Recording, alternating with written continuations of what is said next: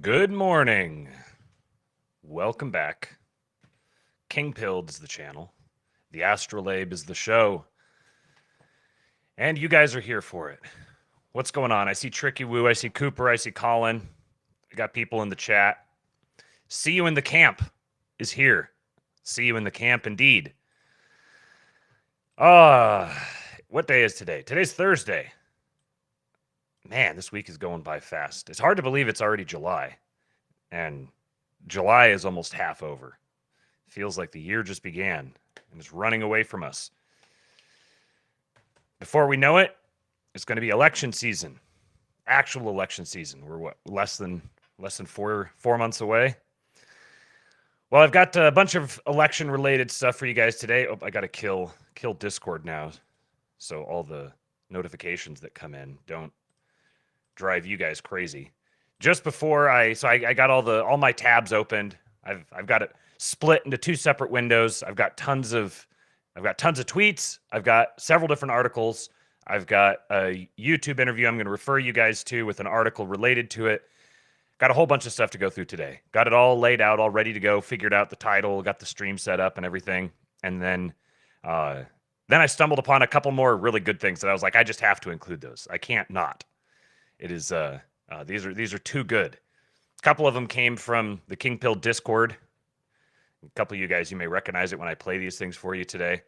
That's something that if you want to have your stuff suggested for the ASTROLABE, if you want to make suggestions, you can DM me on Twitter at RealKingPilled. I've got a few different people now who are sending me stuff regularly, which is great. Makes my job a little easier, making sure I've got good content every day for you guys. And then you can also join the King Pill Discord at kingpill.com, and you can post stuff in there. And you never know, when you post something, you don't know who's watching. Someone may scoop it out and use it on the ASTROLABE. Like, for example, Jonathan posted this one today, just a little bit ago. We've talked a lot about Zoomer humor. Okay, hold on. Oh my God. Way too many things happening at once. Okay, I got to get this. Then I got to kill this. I don't know why. It's really annoying that StreamYard started pushing the desktop sound through on the streams. I don't know how to end that. I've dug around a little bit trying to figure out what might be causing it, but I can't share the stream, or I can't share the screen or the tab or whatever, or the window. I can't share audio on it without sharing audio for anything that comes through on the computer. So I don't know, whatever. But this is funny. He just dropped this one in there and said, Zoomer humor. Jonathan is a fellow millennial seeking to understand the strange breed coming behind us. And so this guy here, he says, I asked my Gen Z employee to edit a video for me, and she sent this back to me. All right, it might be loud. I'm not sure.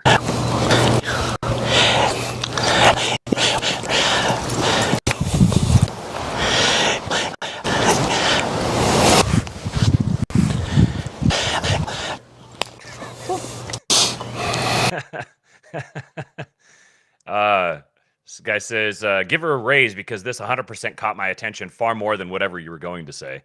What is it? Realtor tips, real estate agent. Yeah, realtor life. This is how you make yourself stand out in your industry. Fantastic. Give me 14 of whatever you're selling. Come on, just say it. Gen Z are absolutely the marketing and advertising masters these days. So funny. Bro is oxygenated. It's giving me totally different comments than it did before, which is kind of annoying because there was a couple of really good ones that I wanted to highlight. One guy said this guy's never going to breathe the same again. So good for her. And someone else said something like 13 million views. You got to give her a raise because this clip wouldn't. There's no way it would have gone viral otherwise. But the algorithms can be hacked, and it's the Zoomers who know how to do it. Minoan says, I'm not Gen Z, I'm Gen X, and I love Gen Z humor. Well, most of it. Yeah, there's kind of a relationship between Gen X and Gen Z, similar to the way there's one between the boomers and the millennials. So there's a I don't know, a kind of a kindred spirit between them. They get each other a little bit better. If you see each of the generations as kind of like a tick tock, tick talk, then the boomers and the millennials land on the same side, and Gen X and Gen Z land on the other side. Okay, so that was that one. Then do me a favor, hit like on the stream. We got 25 viewers watching right now and 6 likes. Hit that like button, smash it, give me a thumbs up. Tell everyone that you love watching the Astrolabe, because the Astrolabe loves you watching it. This is another one that just popped up. Whoops, nope, not that one. Where'd it go? Okay, hold on. This was not the intended window. Oh, there it is. I got to close this window. And this one. We're going to get to that other one here in a minute. Holy crap. I've got too many things going on here. Captive Dreamer. Here he is. All right. This is so funny, man. A great example of preteritio. Must be preteritio. So preteritio, looking it up here. Okay, so the little pop-up doesn't show up for you guys. It's apophasis, apophasis. I don't know exactly where you what syllable you would emphasize there, but apophasis is a rhetorical device wherein the speaker or writer brings up a subject by either denying it or denying that it should be brought up. Accordingly, it can be seen as a rhetorical relative of irony. The device is also called paralepsis, which is also spelled paralepsis or paralepsis, or occupatio or occultatio, and known also as preteritio, preterition, or parasiopesis, parasiopesis. I'm if you are a linguistics nerd, then you'll appreciate these things. If you aren't, you have no idea why I'm talking about it. But the clip is hilarious. Supposed to be a little bit Democrat territory, but we're leading in Nevada, and a waitress came over, beautiful waitress, and I never like talking about physics. She's beautiful inside, because you never talk about a person's look, ever. You never mention. The other day, I got very angry. Some man called Chris Christie fat, and I said, "Sir," and then he said he was a pig. I said, "Sir, Chris Christie is not a fat pig. Please remember that. He is not a fat pig. Please take it back." And the guy's looking at me like, really? No, we have to defend people. You can't call people fat. So I said about 9 times, he is not a fat pig. That's supposed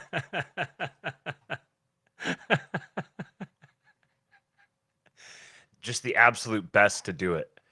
There is no match. There is no match. I mean, and the mind that produces this sort of thing is clearly very sharp.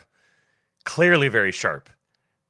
The man may be old, like in years, but his mind sure is not old.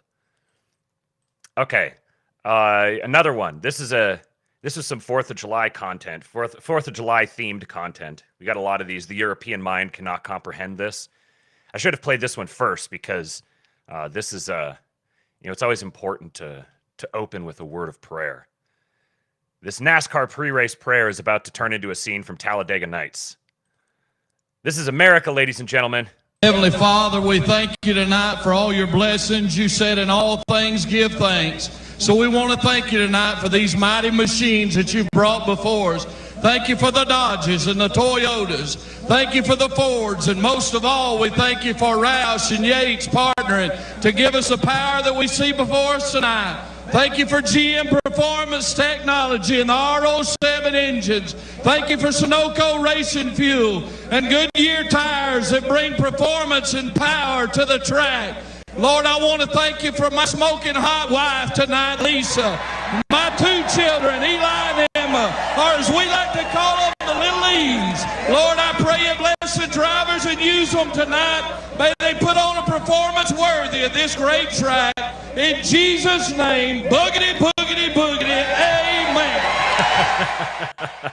Heavenly Father, the European mind cannot comprehend this. Okay, we got some more good dad content here. This is funny.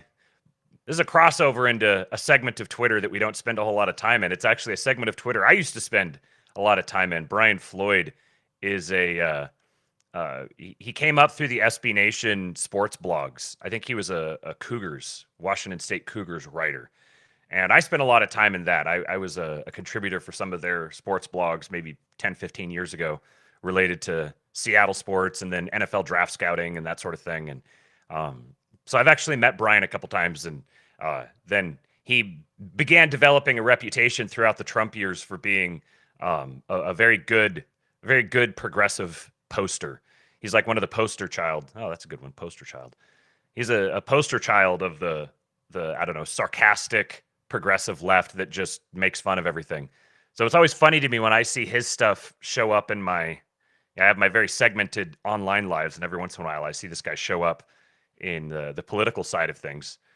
So one of the political accounts that I follow retweeted this. Topo Chico! Topo Chico!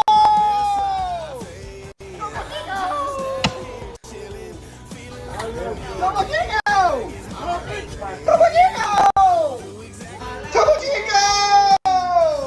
Topo Chico! This guy's face. The guy at the end. Oh my God. Why do I spend time around this guy? Dude's absolutely rock, man. Okay. So now this one here from a great poster, Ben Braddock. He brought this to my attention. Incredible power in these images. Money Talks here says, Indiana kind of cool sometimes. Some Amish hoopers pulled up to an inner city park yesterday and gave them that work. How can you not love America? How can you not love a land where some Amish guys in suspenders show up to an inner city park and start schooling the natives? There's the women sitting over here. The replies on this were great. Let's hope they show up right. They're not. I don't know why it doesn't give me the same things. Maybe it wasn't a reply on. Oh, it must have been replies on the original one. Yeah, this one's got a lot more traction on it. If they did a step back, they have TV. Jebediah and the boys out there breaking ankles. The fact they ain't even bothered to put on shorts makes this more hilarious. Raised a barn after to cool down. Malachi with a 40-inch vertical. MJ sinks it. Malachi Jedediah.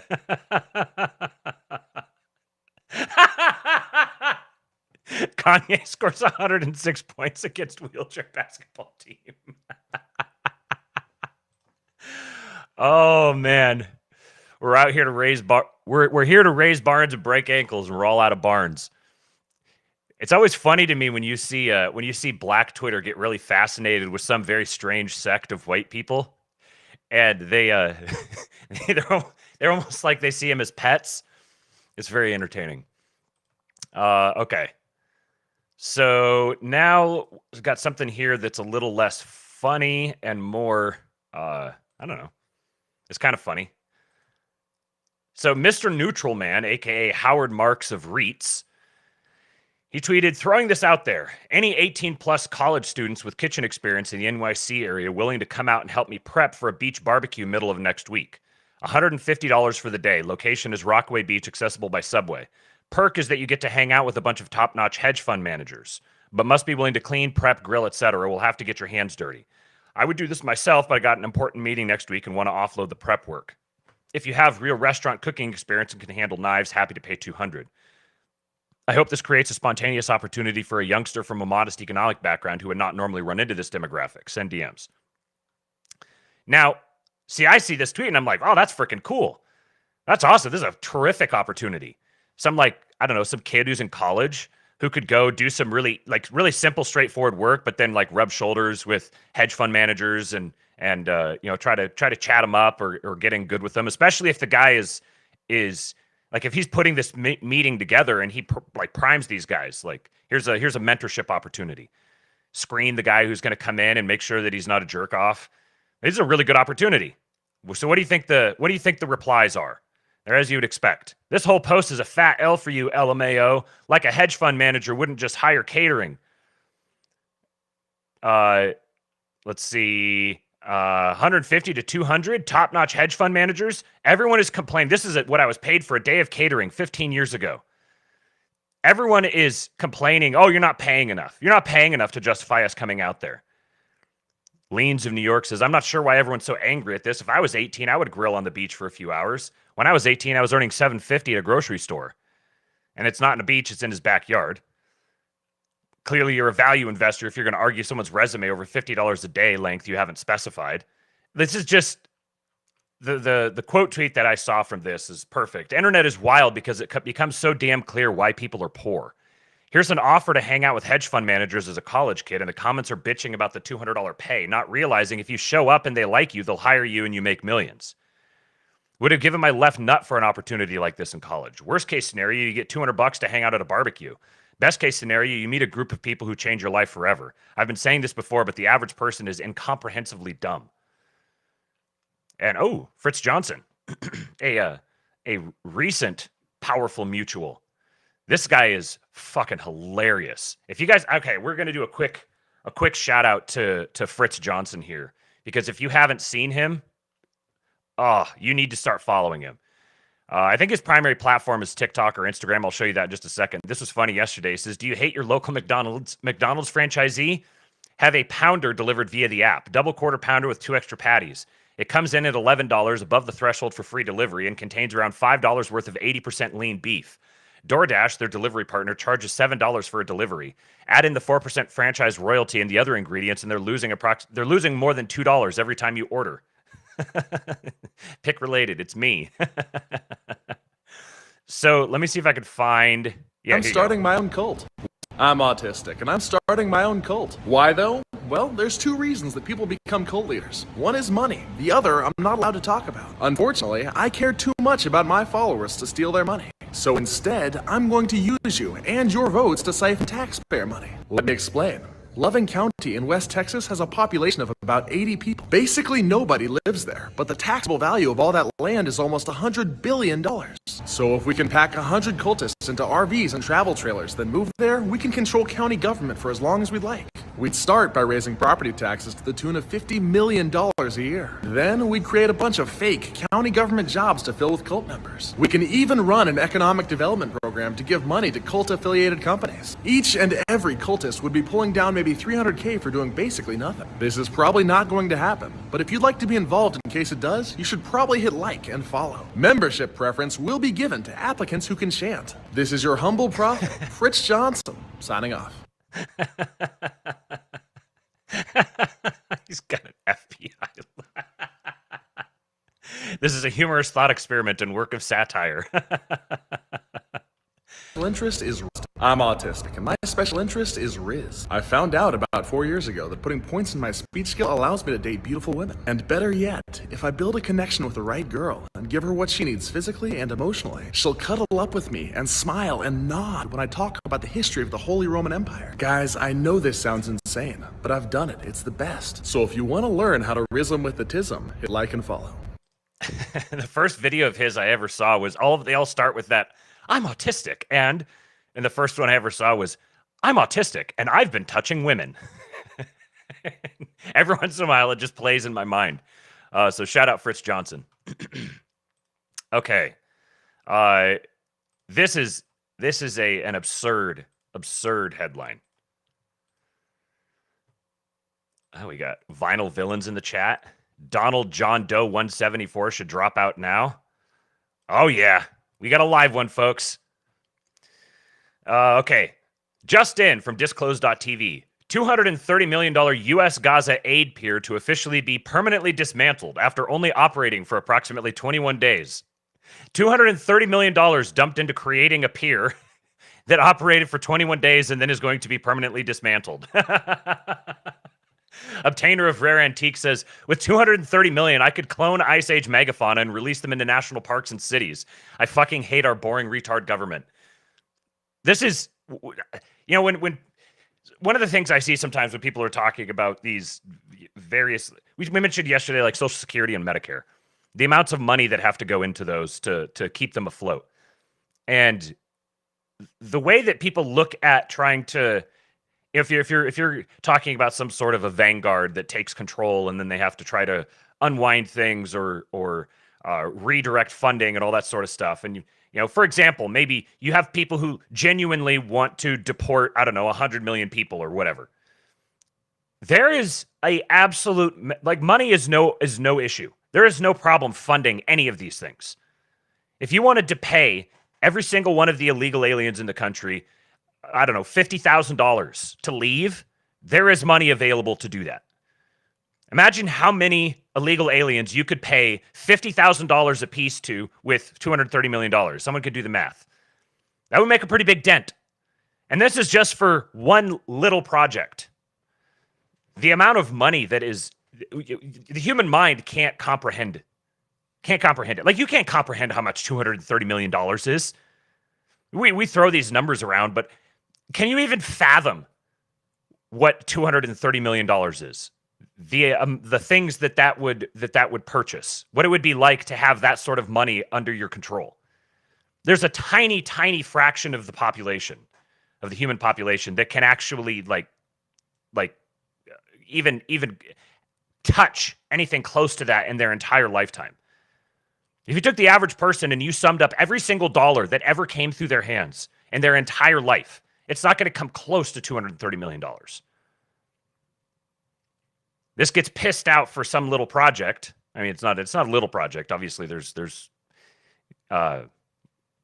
says the pier was used to disguise Israeli forces as aid workers for one mission, served its purpose. Right, yeah. Like, it served its purpose. And it was a way of wealth transferring. Like, this is how these sorts of things work. The NGOs, the different bodies that traffic in these sorts of activities. In large part, this is like, there's the purpose of the activity itself, and then there's the activity as an opportunity to make a wire transfer effectively. To make a wire transfer without having to make a wire transfer. Josiah says, I've done the math. $100 million is the volume of 2 Mount Everests and Big Macs. I think I probably believe that. I think that may be accurate. Never know when you're dealing with Josiah, but I think that actually would be true. So, like, the issue is not paying for any of these various different policies. And I think also that right now we see the monetary system as having a some sort of an absolute ceiling on it.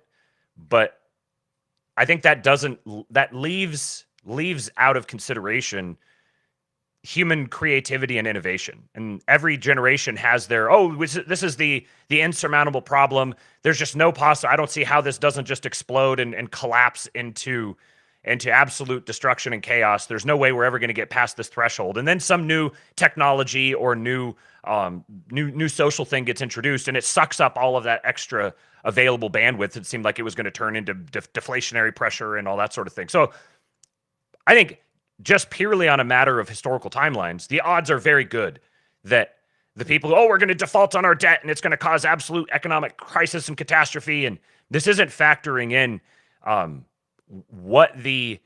to say that technological innovation is the save all and just, economic growth solves everything, but I think we're on the cusp of the discovery of some transformational technology on the level of electricity and the internet and books, like printing books, the printing press, like these sorts of foundationally transformative technological innovations that open up entire new worlds of possibility that then suck away and it ultimately continually is balancing out the ledger.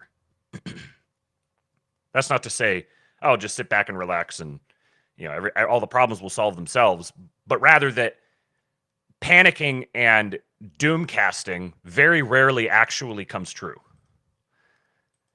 I thought that these are some interesting comments from Elon, as we've been tracking these guys and the way that they think. This is some very interesting commentary. And imagine this mindset being applied in the political realm.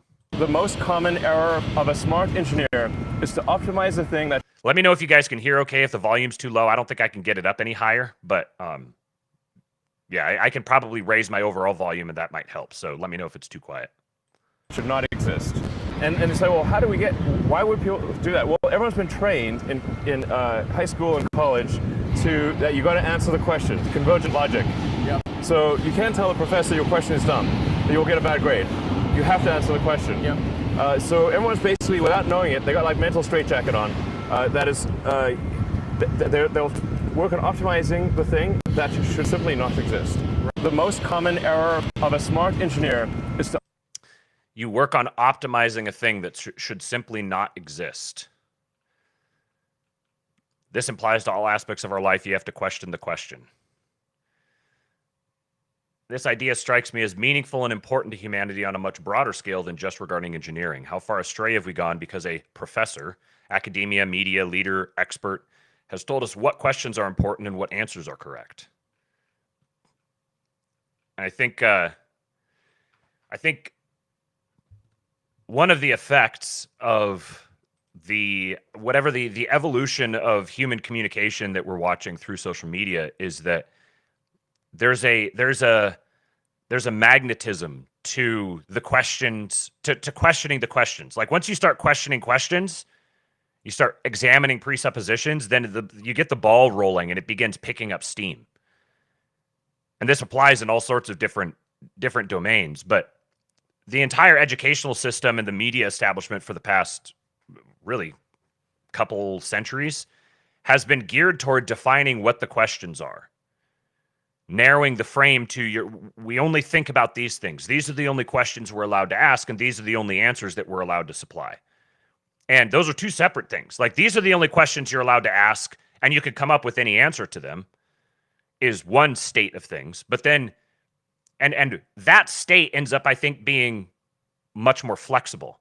Because if you can come up with any answer to the question, and any answer will be acceptable, and people just kind of naturally gravitate toward their different answers, then you kind of create a tension that maintains coherence, but also has an expansive quality to it. But then you get these are the only questions you're allowed to ask, and this is the only available pool of answers. And that I think the thing people fear about that is, oh, it's totalitarian. It's, there's tyranny, violence.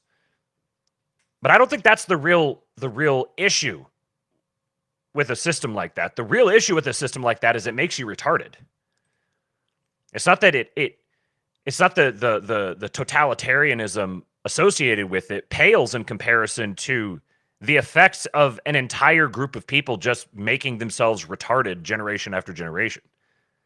You have to have the flexibility to expand outside those boundaries, not because it's like morally right or it's wrong to control people's minds. Like those things are true. But what's vastly more important is that you get really stultified and narrowed into running along the same grooves over and over and over again until you become more and more detached from reality to the point where you can't live, like you can't function. So the greatest threats to us right now are not the takeover of the radical Marxists. Like that's a symptom of the larger problem. The larger problem is that we are largely incompetent as a people right now. Incompetence has been ruling the day for a long time. And that's a difficult problem to dig yourself out of. It's very costly to reassert competence over incompetence, which then allows you to build. So these are the issues. There's kind of a trap in getting you sucked into arguing about the specific issues and the morality of it. And let's come up with an ideological system that encodes the right things. This is kind of the latent classical liberal notion that, we just need to engineer the government to just the right way, and then it'll spit out the results that we want. But there's much more fundamental problems that have to be solved than that can't be really mandated from the top down. There's a really good conversation on the Carousel podcast between disgraced propagandist Isaac Simpson and Pete Quinones. They dropped yesterday, I think. Absolutely phenomenal. You should 100%, as soon as the stream is over today, you should go download that and listen to it. Pete was in, I don't want to say rare form because he's always in good form, but I don't know what the phrase is. Pete was in excellent form. Spit and fire. A banger of a conversation. And one thing he pointed out in that conversation is that when you incorporate law into a system, into a structure, when you're writing laws, you're establishing a system of governance. If you have to actually enforce the law, like if you're having to use the law to change behavior, you're already losing. When you incorporate in a body of laws together, those laws are going to be reflecting the people that they are governing. Where the people are enforcing the law because this is their culture. This is the way that these are the values that they all share among each other. So it's not enough to just be like, oh, we're just going to write some new laws. We're just going to change the legal code. And that will have these downstream effects because culture is downstream from politics. Like there is a truth to that, but it's not the truth. The truth is that like-minded people have to group together. Above all else, they have to form groups of people, groups of communities that come together and begin enforcing their own laws amongst each other. And this, by nature, has to be adaptable enough to deal with hostile outside forces. Sitting there and complaining that hostile outside forces exist doesn't do anything. It might be a marketing strategy. Like, hey, do you guys see these hostile forces? If you don't like them, come here. That's just one small part of it. You have to be actively building those communities together. We're far too advanced in this degenerative cycle to somehow just kind of pull out of the nosedive and keep the thing running on fumes. Like, we're probably going to be able to do that for maybe a decade or two. But we have to be building stuff that's going to extend beyond that point. You got to have the ship is going down, and you want to have a dock built and ready to go so that when the ship goes down, you could bail off of it and get to the dock. And maybe you're going to have to build a lifeboat first.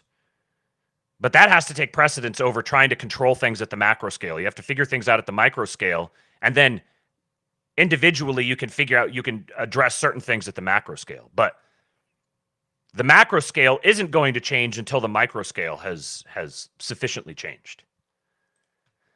Another Elon Musk point here. He's getting more and more outspoken about this particular issue, which is very interesting.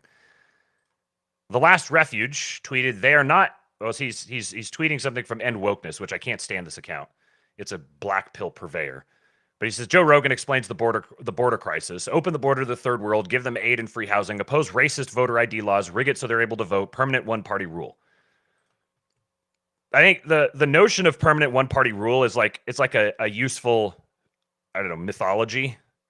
But that is actually the idea of having, this one totalitarian party that just rules for decades and decades and crushes all the successive generations. We've effectively been in that already for years. So it's not like, one party rule is coming. We're experiencing the consequences of what's effectively one party rule. Like, just because you give them different names doesn't make them a different group of people. He says they are not importing Democrat voters. They are importing people, names that allows the state fraud process to generate ballots. This is an important distinction.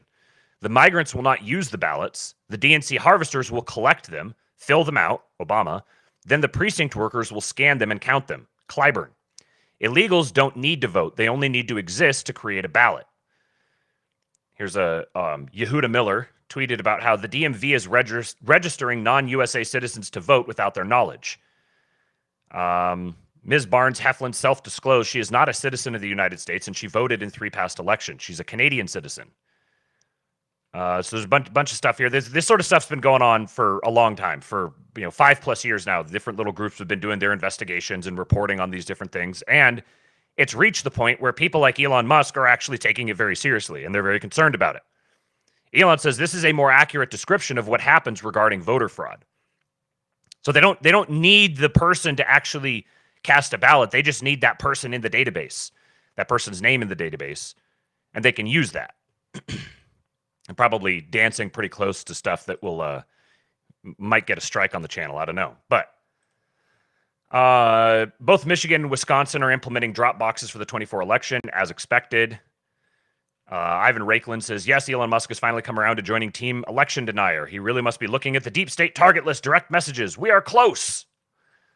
I love this little subculture on the internet. They're extremely entertaining. I appreciate them. My question is this. The Republican Party is almost certainly aware of this. Why have they done nothing in the past 4 years to prevent it? Well, a large part of that is because significant swaths of the Republican Party are complicit, and they want it to continue.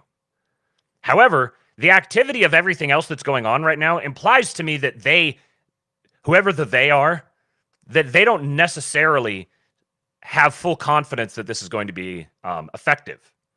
And we're going to get into that here in a little bit. First of all, let's get a little bit more Project 2025 stuff. So Biden-Harris HQ is on the job now. They're working at it. They're exposing, debunking. I thought this was interesting because it kind of reinforces. It's funny that there's this section of people on the left who are like, Project 2025 is everything. We have to expose it. Trump is lying. He is connected to it. And then you've got the segment of people on the right that are like, oh, we were hopeful, but it's dead. Trump's denying it. And so then all these Biden and Harris people proving that Trump actually, there's kind of a funny irony in this. So Trump is desperately claiming he has no idea who is behind Project 2025. Here are some of the top Trump advisors and allies who are behind his Project 2025 agenda. And I think this is why I want to read through this thread, because I think it's probably be informative to you guys to see the people who are involved with this. So again, Trump, I know nothing about Project 2025. I have no idea who is behind it. Russ Vought is a Project 2025 author. He was Trump's director of the Office of Management and Budget. Paul Dans is Project 2025's director. He was Trump's chief of staff at the Office of Personnel Management. Ben Carson is a Project 2025 author. He was Trump's secretary of HUD. Brendan Carr is a Project 2025 author. He was Trump's appointee to be a commissioner at the Federal Communications Commission. Bernard L. McNamee is a Project 2025 author. He was Trump's commissioner at the Federal Energy Regulatory Commission. Ken Cuccinelli is a Project 2025 author. He was Trump's acting deputy secretary for the Department of Homeland Security. The physiognomy check is not kind to this man. Christopher Miller is a Project 2025 author. He was Trump's acting U.S. Secretary of Defense. This guy is very, very interesting. His background, the way he became acting Secretary of Defense and the events that were going on surrounding that, he's a very, very interesting character. Diana Furchtgott-Roth is a Project 2025 author. She was Trump's Deputy Assistant Secretary of Transportation. Thomas F. Gilman is a Project 2025 author. He was Trump's Assistant Secretary of Commerce. Maura Namdar is a Project 2025 author. She was Trump's Acting Assistant Secretary of State. Peter Navarro is a Project 2025 author. He was Trump's Deputy Assistant and Top Trade Advisor. Adam Kandub is a Project 2025 author. He was Trump's Deputy Associate Attorney General. He reminds me of the guy from Harry Potter. Who was the guy who was turned into a rat? I'm trying to remember his name. Someone will know it. That's who he reminds me of. Very rat-like features. Dustin J. Carmack is a Project 2025 author. He was Trump's chief of staff to the Director of National Intelligence. Another very interesting person. Jonathan Barry is a Project 2025 author. He was Trump's acting assistant secretary for policy at the Department of Labor. Another very interesting person. Spencer Kretchen, we heard about him yesterday. He was Trump's associate director of presidential personnel. Rick Dearborn is a Project 2025 author. He was Trump's deputy chief of staff. Mandy M. Gunasakara is a Project 2025 author. She was Trump's chief of staff at the Environmental Protection Agency. It's interesting how many of these people were chiefs of staff. Gene Hamilton is a Project 2025 author. He was Trump's counselor to the Attorney General.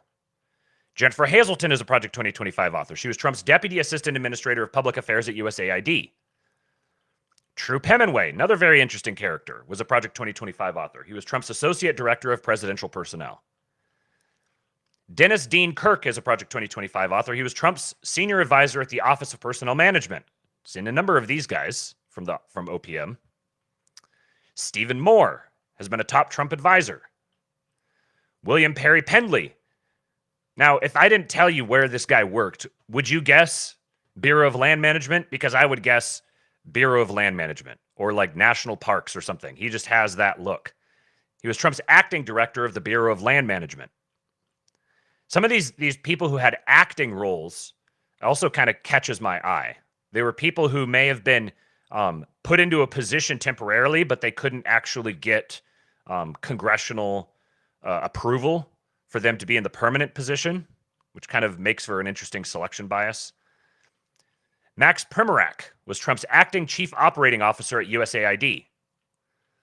Roger Severino was Trump's director of the Office for Civil Rights at HHS. Of course, this guy was in the Office for Civil Rights. Kyron K. Skinner was Trump's director of policy planning at the Department of State. Brooks D. Tucker was Trump's assistant secretary at the Department of Veterans Affairs. Hans A. von Spakovsky, he was a member of Trump's advisory commission on election integrity. William Walton, he was Trump's agency action leader at the Trump transition team. Paul Winfrey was Trump's deputy assistant to the president for domestic policy.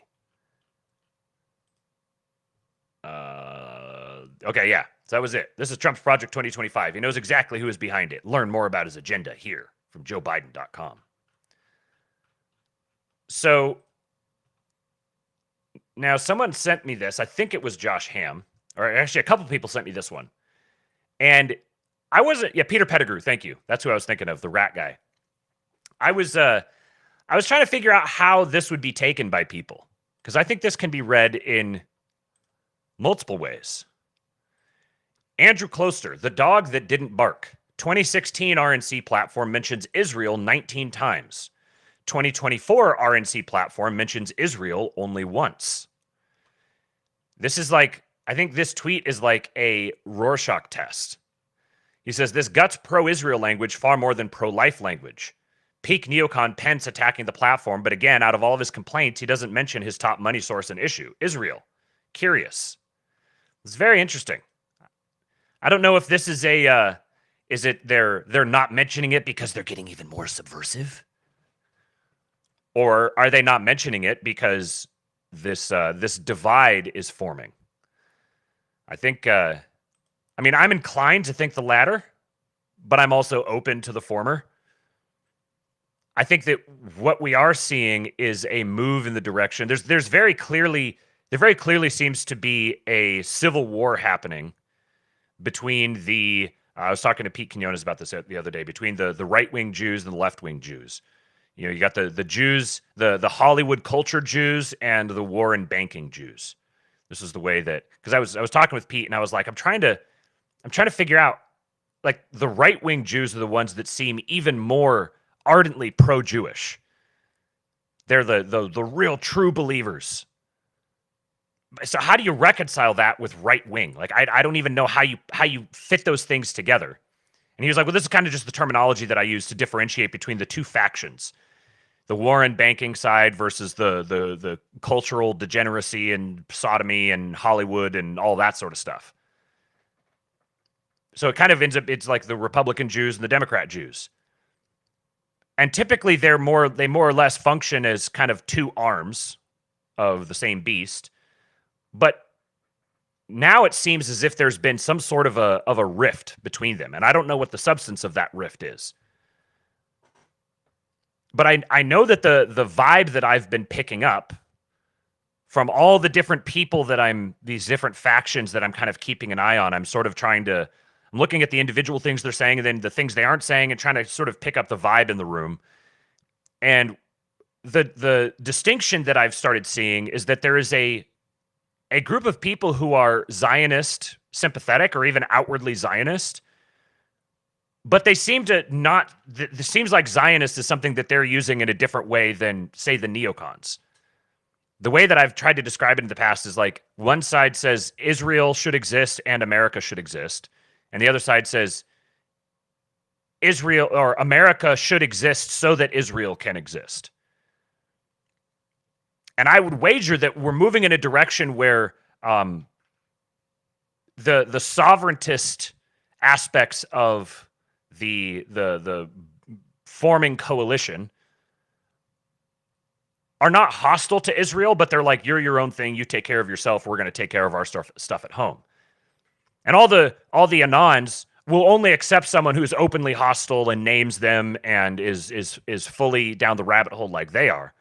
But I think that this is a substantial difference between Israel should exist and America should exist. And these are just, we should be allies, which I don't really think is possible. But I think that that there are people who believe this sincerely, and they're working with that sort of end in mind. There's a difference between them and the people who are like, America, the only reason for America to exist is to make Israel exist. So America is essentially just serves as a proxy for Israel. I think this is a substantial divide that's beginning to develop, and that's part of the reason why there's so much noticing happening. I mean, overnight we went from no noticing allowed to everyone is noticing freely out in the open. And I know there's lots of people who have their 4D chess reasons for that, but I find those very difficult to stomach. And I mean, I'm not someone who shrinks away from vast conspiracies. I'm very open-minded to basically any conspiratorial suggestion, but some of these are just seem like people trying to see what they want to see versus something that there's actually evidence for. Josiah says they're dropping it because the vibe shift. Zero room to say it's because it's going to get even worse, in my opinion. Euthanasia says you have the left and right, but they are both far to the left relative to modernity. I would agree. Yeah. Like, I think it's not.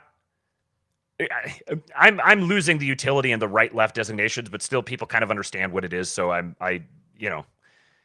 you could talk about it, but it doesn't, particularly when applied to this group of people. I don't think, it's just it's a form of speech. It doesn't actually really, there isn't something really fundamental dividing them there. But whatever it is, there is something that's substantial enough that it's causing a lot of hostility.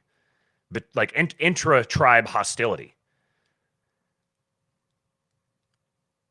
Euthanasia says, I was about to say the same thing. It really means nothing. Left and right are a containment mechanism. Yeah. Okay.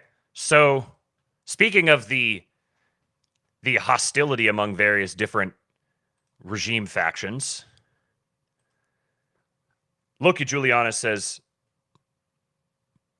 oh, come on. What are the odds this whole crisis of confidence started because some rich zillionaire mega donor made some wink and nudge joke to Joe about how they'll help him out just like last time, and Joe hit them with the hypomimic stare and had no idea what they were talking about? And then he said, nightmare scenario. You helped a guy steal an election, and not only does he not remember you doing that for him, but you can't even be sure that he destroyed all the evidence tracing his success back to you. And Peter Paradise says, does there ever come a point where the faction that wants Joe to resign starts dropping evidence of the rigging during the 2020 election?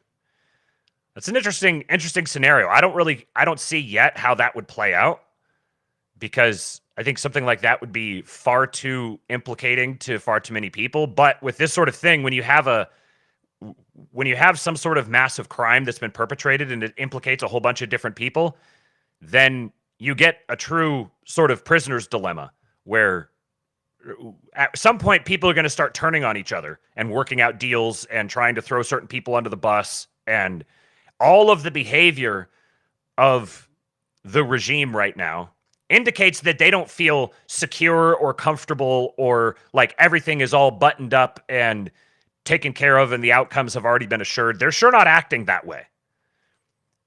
And you can attribute that to 4D chess. Oh, it's all just a performance. It's just keeping people distracted, yada, yada, yada. I don't know. It sure seems like legitimate panic to me. So there's been a lot of stuff going on about the split in the Democrat Party, and the people who are saying Biden is going to be the nominee. Nothing's going to change that. And then the people who are saying, no, actually, he's going to be eliminated. We need to get rid of him. Some interesting stuff broke yesterday related to that. And just a funny tweet from Ben Braddock here. It's time for President Biden to arrest Barack Obama. MSNBC's Morning Joe reports that the Biden campaign and many Democratic officials do believe that Barack Obama is quietly working behind the scenes to get Biden to step down. I'll say one thing that we do have to underline here, just so viewers can follow what's going on behind the scenes, is the Biden campaign and many Democratic officials do believe that Barack Obama is quietly working behind the scenes to orchestrate this. So there was a tweet that Obama put out shortly after the debate, a long tweet where he said, Joe is a great man and I've got all the respect in the world for him. And he's the only hope for beating Trump and yada, yada, yada. And a couple of our guys on Twitter said that they were hearing from people that this was not sincere, that Obama is publicly saying one thing and quietly saying something completely different. So I would say that they have been vindicated because now, yesterday, from Yashar Ali, he says, new. George Clooney, who co-chaired a fundraiser for President Biden that raised $14 million just a few weeks ago, calls on him to drop out. Quoting, it's devastating to say it, but the Joe Biden I was with 3 weeks ago at the fundraiser was not the Joe big effing deal Biden of 2010. He wasn't even the Joe Biden of 2020. He was the same man we all witnessed at the debate. Our party leaders need to stop telling us that 51 million people didn't see what we just saw. We're also terrified by the prospect of a second Trump term that we've opted to ignore every warning sign. The George Stephanopoulos interview only reinforced what we saw the week before. As Democrats, we collectively hold our breath or turn down the volume whenever we see the president, who we respect, walk off Air Force One or walk back to a mic to answer an unscripted question. And there's a full op-ed. This is scathing. This is absolutely scathing. And Clooney and Obama are very close to one another. This, when I saw that Clooney had written this, I thought it was funny because I remember just 3 weeks ago, it was about 3 weeks ago, there's this tweet from Dom Lucre who brought it back up again. He said, breaking, actor Jack Black just dramatically announced his endorsement of President Biden, and he brutally lashed out on President Donald Trump. Black is accompanied by George Clooney, Julia Roberts, President Obama, and Joe Biden, plus other Hollywood stars. If you ever needed to be reminded that we're truly in election season, this is it. Now, I subjected you guys to cringe yesterday. I'm not going to do much of it today, but just a little bit. A few days ago, my manager called me and said George Clooney and Julia Roberts wanted me to help out the president and speak here tonight. And I said, I am in. When and where? Thank you. And then they said, Jack, we know how busy you are. You don't have time. Anyways, so he's actually telling it exactly like it is. These are the people. These are the big money movers. The people who are the mobile banks that go around fundraising for Joe Biden. So they fundraise for Joe Biden. And then 3 weeks later, they're saying, oops, nope, actually, sorry. No, we need to get rid of him.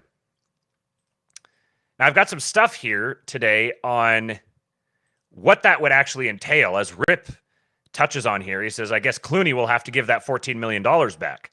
I've got some stuff talking about, I'm going to read you guys a few different articles here relating to the implications on fundraising, and then some articles from a few different right-wing perspectives on what's going on around Biden and the kind of breaking down this intra-Democrat civil war that's breaking out. So first of all, Semaphore Ben Smith, which I believe was the BuzzFeed Ben Smith. I'm pretty sure. I've never heard of this Semaphore before, but they broke this story. Editor-in-chief at Semaphore. Replaced Biden via Blitz Primary. This is where there's a guy I follow on Twitter, Joshua Steinman. He's connected with the whole Gundo thing and the VC world. And he said something about like the theater kids at the White House are getting out of control. Witt says no agenda has been following Clooney for over a decade. Guy is a total spook. He's been running covert operations in Africa forever. Oh yeah, and the connections between Gates and the Clinton Foundation and Clooney and Haiti and all that you could see one big segment of the regime right there. His tequila company buyout was overvalued and was his payout. Yeah, and this is how it works. This is how all these wealthy, very politically active actors and businessmen and everything, like they're all fronts for the foundations and the NGOs that represent nation states, essentially. So Semaphore reports on this. Blitz primary could open up Democratic race if Biden drops out. The Scoop. As the Democratic Party convulses over questions about President Joe Biden's mental fitness, a pair of well-connected Democrats is offering an optimistic plan that would involve the president stepping down as the nominee and the party announcing a Blitz primary process ahead of the August convention. The proposal is the work of Rosa Brooks, a Georgetown University law professor who served in the Obama and Clinton administrations and as a volunteer policy advisor to the Biden campaign in 2020, and Ted Dintersmith, a venture capitalist and education philanthropist who has donated to various Democratic campaigns. Now, when I read this, I was like, okay, this has to be a joke. This isn't a serious thing. This is like some kind of satire or some like unsourced reporting or whatever, but all the major outlets are all reporting it as real. They want Biden to flip the script on the current Washington narrative of a Democratic Party in chaos and for the party to see the current period as an opportunity for a reset. In the midst of malaise and crisis, we can forge an uplifting path, Dintersmith told Semaphore. Their idea goes something like this, according to a memo shared with Semaphore that has been circulated to Democratic donors and bundlers as well as officials within the Biden campaign and administration. Biden would step down as the Democratic nominee in mid-July and announce the new system with backing from Vice President Kamala Harris. Potential candidates would have a few days to throw their respective hats in the ring. The Democratic Party then would begin a primary sprint in which the 6 candidates who received the most votes from delegates pledged to run positive-only campaigns in the month leading up to the convention. The Blitz primary would involve weekly forums with each candidate moderated by cultural icons. Michelle Obama, Oprah, and Taylor Swift are among the names floated in the memo, in order to engage voters. The nominee would ultimately be chosen by the delegates using ranked choice voting before the start of the Chicago convention on August 19th. It would be announced with plenty of fanfare on the third day of the gathering. The memo imagines the nominee unveiled on stage with Biden, Barack Obama, and Bill Clinton. According to its authors, the country would be captivated, donations would pour in, and Biden would be celebrated as a, quote, modern-day George Washington, close quote, the proponents argue. Quoting, we can limp to shameful, avoidable democracy-ending defeat, or Democrats can make this our finest hour. While we hope for help from Lord Almighty, the Lord helps those who help themselves, the memo states, alluding to Biden's recent interview with ABC anchor George Stephanopoulos, in which he said only the Lord Almighty could force him from the race. We need to act now. What's funny is the language that they use, the way that they're like imagining themselves writing in the format of the founding fathers. Essentially, this is like they're LARPing as the actual founding documents of America. They're sort of trying to channel that spirit. But the way that it comes off is exactly the way. They're like personality-wise, they're exactly the same as the super elaborate Q posters. Like the boomer ladies who have every Q drop memorized and they post about saving our republic. They write and talk in the exact same way, except these are like, this is not some lady living in a trailer or something. This is a venture capitalist and a Georgetown University law professor. In response, a Biden campaign spokesperson pointed to comments made by the president last week about remaining in the race. Quote, I'm not letting one 90-minute debate wipe out 3.5 years of work. I'm staying in the race and I will beat Donald Trump, he said in Wisconsin. The spokesperson also noted that the Biden Victory Fund received a maximum donation from a top donor last week and that grassroots fundraising remains strong. Morgan's view, whoever Morgan is. Democrats are desperate for a way out of the current mess. Concerns about Biden's mental acuity and intra-party fighting about whether he should continue as the nominee have dominated headlines since his June 27 debate performance. Biden's Friday Stephanopoulos interview did little to quell the angst. This plan looks to chart an optimistic course of action for the party, but probably stands little chance of being implemented. For one, it would require Biden, who has only been digging in, to decide voluntarily to exit the race within days. And it wouldn't automatically make Harris the nominee, instead ushering in a broader field, which could exacerbate the party's problems with some key constituencies if she's seen as being passed over. It's also hard to see candidates sticking to a positive... It's funny how the key constituencies... I wonder which key constituencies would be concerned about her being passed over. It's also hard to see candidates sticking to a positive-only campaign pledge that avoids attacking their competition. Even if they publicly restrained themselves, a competitive race would likely usher in a knife fight of opposition research, leaks, and whispers by their allies in the press and on social media. Now, I think this is a really good point. Any sort of little scheme that they want to hatch up to try to rescue this at the last minute would have to presumably involve all the different relevant constituencies being on the same page going into it. And they have to all LARP according to the planned coordinated LARP. They have to all be playing their roles. There has to be alignment with everyone. They all agree that we're not going to knock each other out. This is what happened in 2020 when all the candidates just magically stepped down all of a sudden and threw their support behind Biden. This is not the same Democrat Party that existed in 2020. Now they can't trust each other not to backstab. The memo acknowledges that time is not on the Democrats' side. Quote, will it happen? Probably not, absent a timely decision by party leaders, including President Biden, who truly put country first, it states. Yes, President Biden has served his country with distinction for 5 decades. Yes, this honorable man deserves our respect, gratitude, and admiration, but not our blind loyalty. America desperately wants an uplifting choice. Brooks said that she has heard near universal support from individuals to whom she has sent the memo, suggesting party elites would be on board with such a plan if Biden backs it. Notable, Biden ally Representative Jim Clyburn, Democrat from South Carolina, predicted there would be a mini primary leading up to the Democratic convention if Biden were to bow out of the race. How would replacing Biden actually work? Semaphor's David Weigel, another Clinton insider, breaks down the mechanics. Some Democratic donors are pausing donations or focusing funds on down-ballot races in the wake of Biden's debate performance, the Wall Street Journal reported. And the Trump campaign, according to Axios, is already making plans to attack Harris should Biden step aside. So that's the first piece I had to read. Here's that guy, what was his name? Dintersmith. Ted Dintersmith. So here's this guy, the VC guy on Twitter. He says, Donald Trump will destroy our democracy. Democrats need a candidate who can energize America and turn back this threat. Quite regrettably, Joe Biden can't. A Blitz primary will galvanize America, producing a dynamic nominee and save our democracy.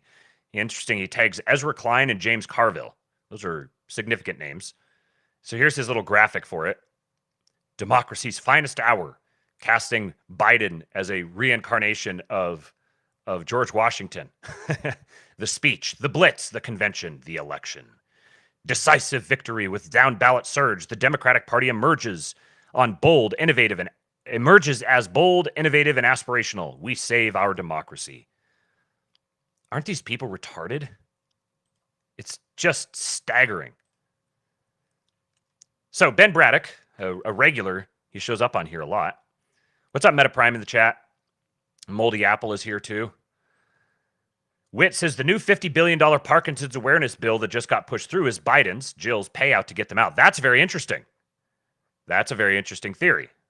I'm going to keep an eye on that. Look at them Canva skills. Okay, so from I Am 1776, we have this piece from Ben Braddock. He says, it goes against conventional wisdom, but the current panic among Democrats may well be strengthening Biden's hand. The realization that President Trump is now favored to win has woken many Democrats out of their torpor.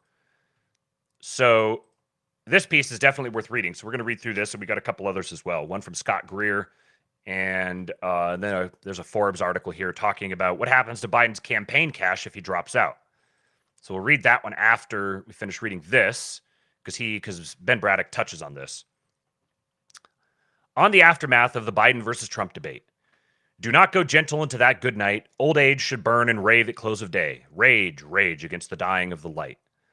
The only thing you really need to know about Joe Biden to understand him is the house, an old DuPont mansion outside of Wilmington, a beautiful old wreck that had been abandoned and rotting for years.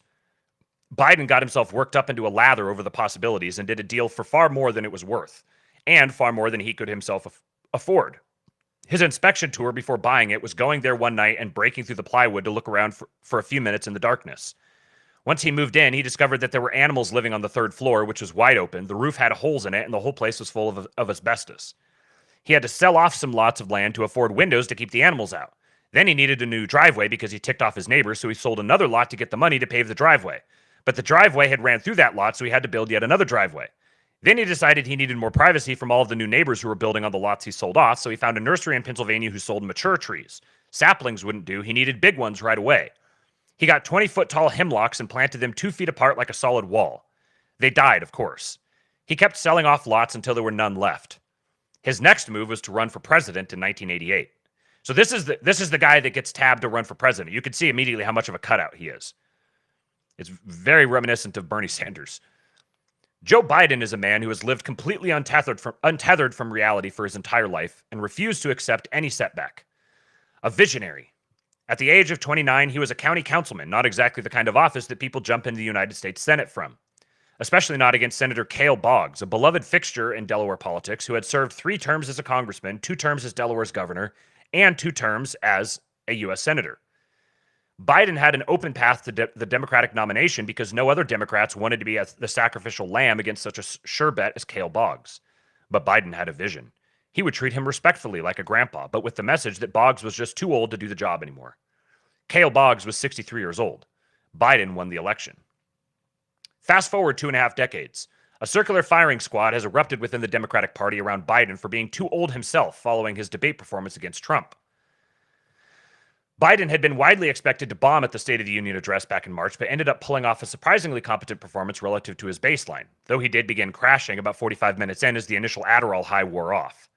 This raised the bar for his debate expectations. I myself had assumed that the greatest stimulant cocktail in pharmacological history was being prepared. With CNN as the host, there were expectations on the right that they would rig the debate in Biden's favor. A meme circulated through the pundit and influencer sphere that it was a mistake for Trump to even agree to a debate. That's how nervous some on the right were going into this. But it was apparent from the moment that Biden shuffled out stiffly that he was the one who would be having a bad night. As debate co-moderator Fake Tapper was framing the first question of the night by listing off lowball estimates of the increase in food and home prices over the last 4 years, Biden stared back in a look of abject horror. Things only got worse once he began talking. Trump supporters haven't been served such delicious schadenfreude since election night 2016. At a VIP debate watch party featuring Doug Imhoff, Rob Reiner began screaming about losing, and Jane Fonda was reported to have tears streaming down her face. Prominent Democrats took to Twitter to air out their fears like a confessionist ritual. The gaffes only got funnier as the debate wore on. Biden warned that women need abortion because they're being raped by their sisters. Give him some credit, his brain is still sharp enough to remember the transgender dogma.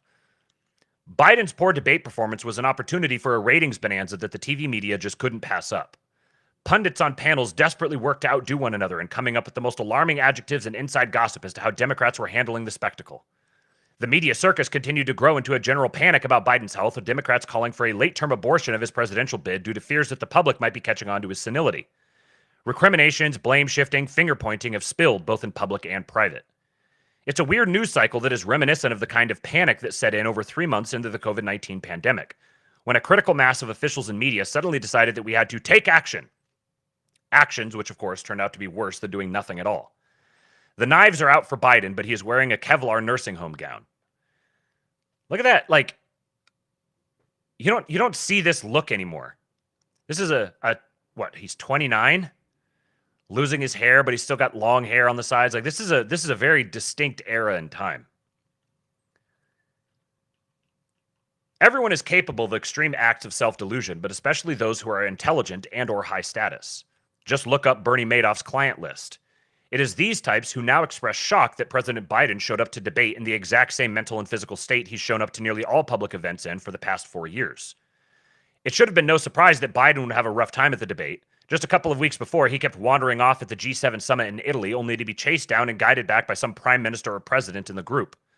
Just a week before that, at the American Cemetery in Normandy on the 80th anniversary of D-Day, he squatted slightly while talking to French President Emmanuel Macron and soiled himself in a majestic display of presidential intimidation not seen since President Lyndon B. Johnson intentionally urinated on a Secret Service agent's leg.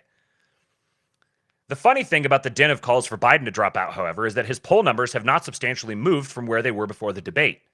The public has been well aware of the president's condition for a long time now and had already priced it in. The people who were shocked by Biden's debate performance are never going to vote for Trump or Kennedy. Bloomberg has ridden Biden up 5 points in Michigan, 3 points in Wisconsin, and within the margin of error in Georgia, North Carolina, Arizona, and Nevada. The election apparatuses of all those states, save for North Carolina, are in the hands of Trump's political enemies. What was the Pete Quinones episode? The Mr. Sand, the one was dropped yesterday on the Carousel podcast. Disgraced propagandist on Twitter. His name is Isaac Simpson, I think is the name of his channel on YouTube. Let's see. Okay, the RNC still has no clear answer for what the plan is to overcome election fraud. Sure, there is a plan. 100,000 poll watchers and 500 lawyers that will be deployed to polling sites around the country. That's enough lawyers to put one at each polling site in Montgomery County, Pennsylvania, with about 100 left for the tens of thousands of precincts across the rest of the battlegrounds. As for the poll watchers, there were plenty of those in 2020. They were on hand to see election workers putting cardboard up over the windows after herding them out of the counting room, or alternatively kept inside to watch the counts of the boxes of fraudulent ballots from drop-off boxes. If a tree falls in a forest, it still falls if you're there to observe it. In 2020, more non-citizens voted in Arizona than the difference between Biden and Trump's totals. Since then, millions more have flooded across the border. House Republicans are pushing a bill to federally ban non-citizen voting in federal elections, but the White House has already signaled a veto, and congressional Democrats are whipping their members to vote against it. It did pass the House. There was 5 Democrats who broke ranks and voted with the Republicans, but the rest of the Democrats all voted against it. It goes against conventional wisdom, but the current freakout among Democrats may well be strengthening Biden's hand. The panic over Biden's capacity and realization that President Trump is now favored to win has woken many Democrats out of their torpor. There is an element of religious ecstasy that comes with consciously abandoning reality to participate in a shared delusion, rallying behind a visible decrepit standard bearer, the zombie king. We saw it with COVID and again with Ukraine. Big things happen when these people get themselves worked up into a fervor. Some of the best grassroots fundraising days the Biden-Harris campaign has been since the debate. Lest we forget, an election less than 2 years ago in the key swing state of Pennsylvania was won by a guy who had a stroke during the campaign and did far worse than Biden in his own debate against Dr. Oz, a guy who made his living talking on TV. President Biden has secured the backing of the black leaders in the party and of the progressive wing. He has given a shot of adrenaline to the partisans who are now operating in fear mode. He is the underdog, training his fire on the party elite who never fully accepted him. He's calling into Morning Joe like he's Donald Trump in 2016. This is his Billy Bush tape leak moment. Remember when the entire GOP establishment was in full panic mode on October 2016? Remember when Trump's own running mate couldn't even bring himself to say he should stay in the race?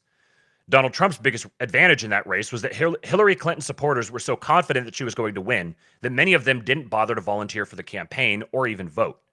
And Hillary's own campaign was so confident that they didn't bother even once to send her to Wisconsin on the home stretch of the campaign.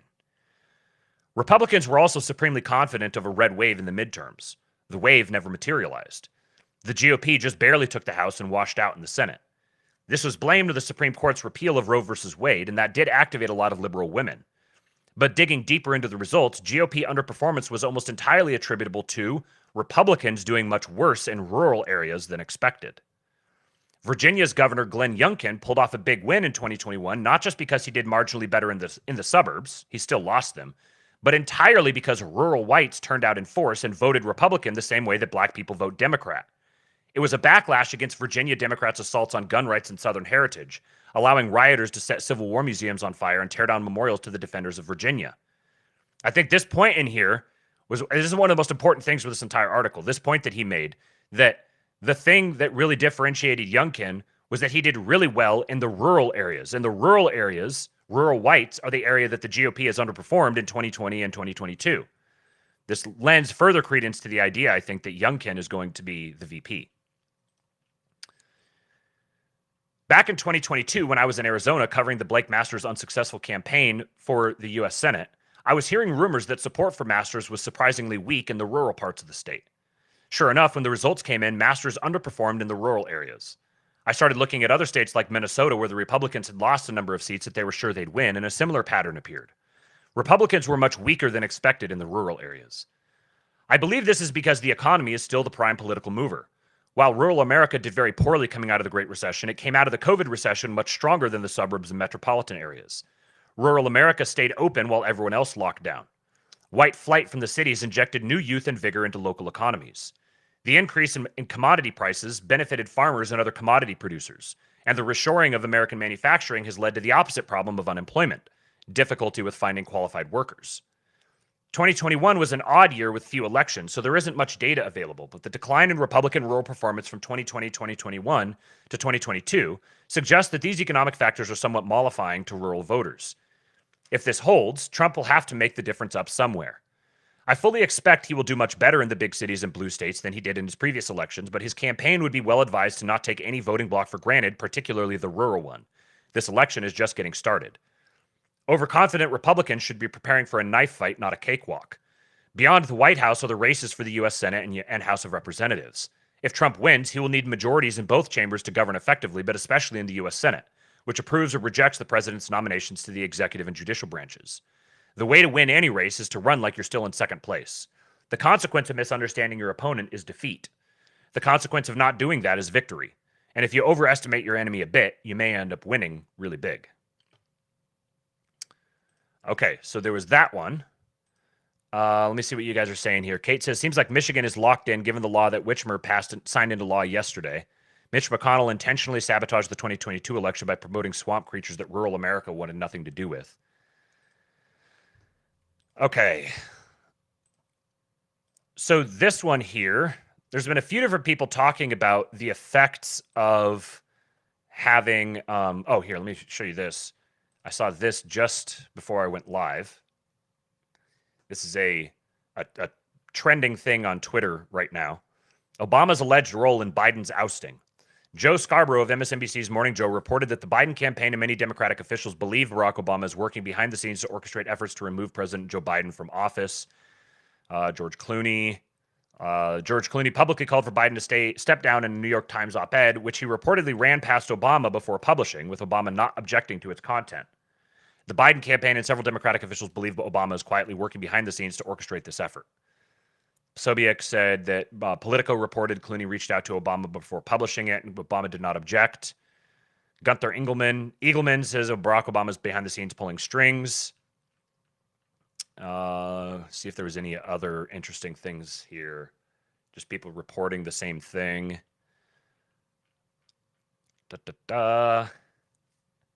Fake movie actor George Clooney, who never came close to making a great movie, is getting into the act. He's turning on Crooked Joe like the rats they both are. What does Clooney know about anything? He uses the Democrat talking point that Biden, the worst president in the history of the United States, has saved our democracy. No, Crooked Joe was the one who weaponized law enforcement against his political opponent, who created the most devastating inflation in the history of our country, who embarrassed our nation in Afghanistan, and whose crazy open border policy has allowed millions of people to illegally pour into our country, many from prisons and mental institutions. Crooked Joe Biden didn't save our democracy. He brought our democracy to its knees. Clooney should get out of politics and go back to television. Movies never really worked for him. Why didn't George Clooney say anything about Biden 3 weeks ago after the mega fundraiser for Biden? Greta Van Susteren. I think George Clooney did a rotten thing. Why did he publish in New York Times his op-ed? He's close to Biden. Why didn't he just talk to him privately and to the family? Why did he have to make it such a spectacle and try to cover it with the I love Biden stuff? Okay, so let's kill that. And so there's some interesting points here. Let me see if I can find this other tweet real quick, because I want to give credit to the first person who brought this to my attention.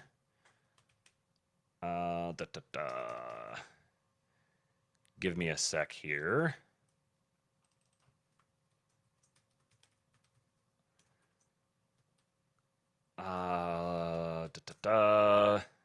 Okay, yeah. So Stormy Waters said, this is about 10 days ago. So this was Jolly Raptor. It said, something's happening. The predicted markets suddenly jumped. Harris and Biden basically had an equivalent. Biden's fall equaled Harris's rise, and Newsom was unchanged and even down a little bit. So he said, something's happening. And I said, Biden down and Kamala up proportionally, Newsom unchanged. What do the markets know? And Stormy said, campaign finance law. I said, did something specific drop? He said, campaign finance law says all the money Biden has raised, a lot, can only go to Kamala if he steps down. Anyone else, they have to give back, and donors are not going to have the same enthusiasm as they did in the end of last year.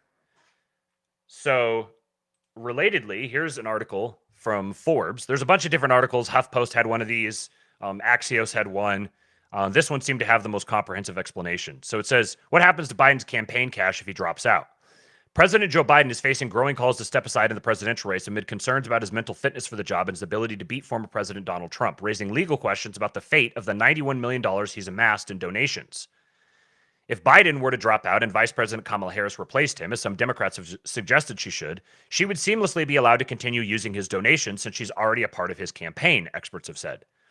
The process becomes more complicated if someone other than Harris were to replace Biden.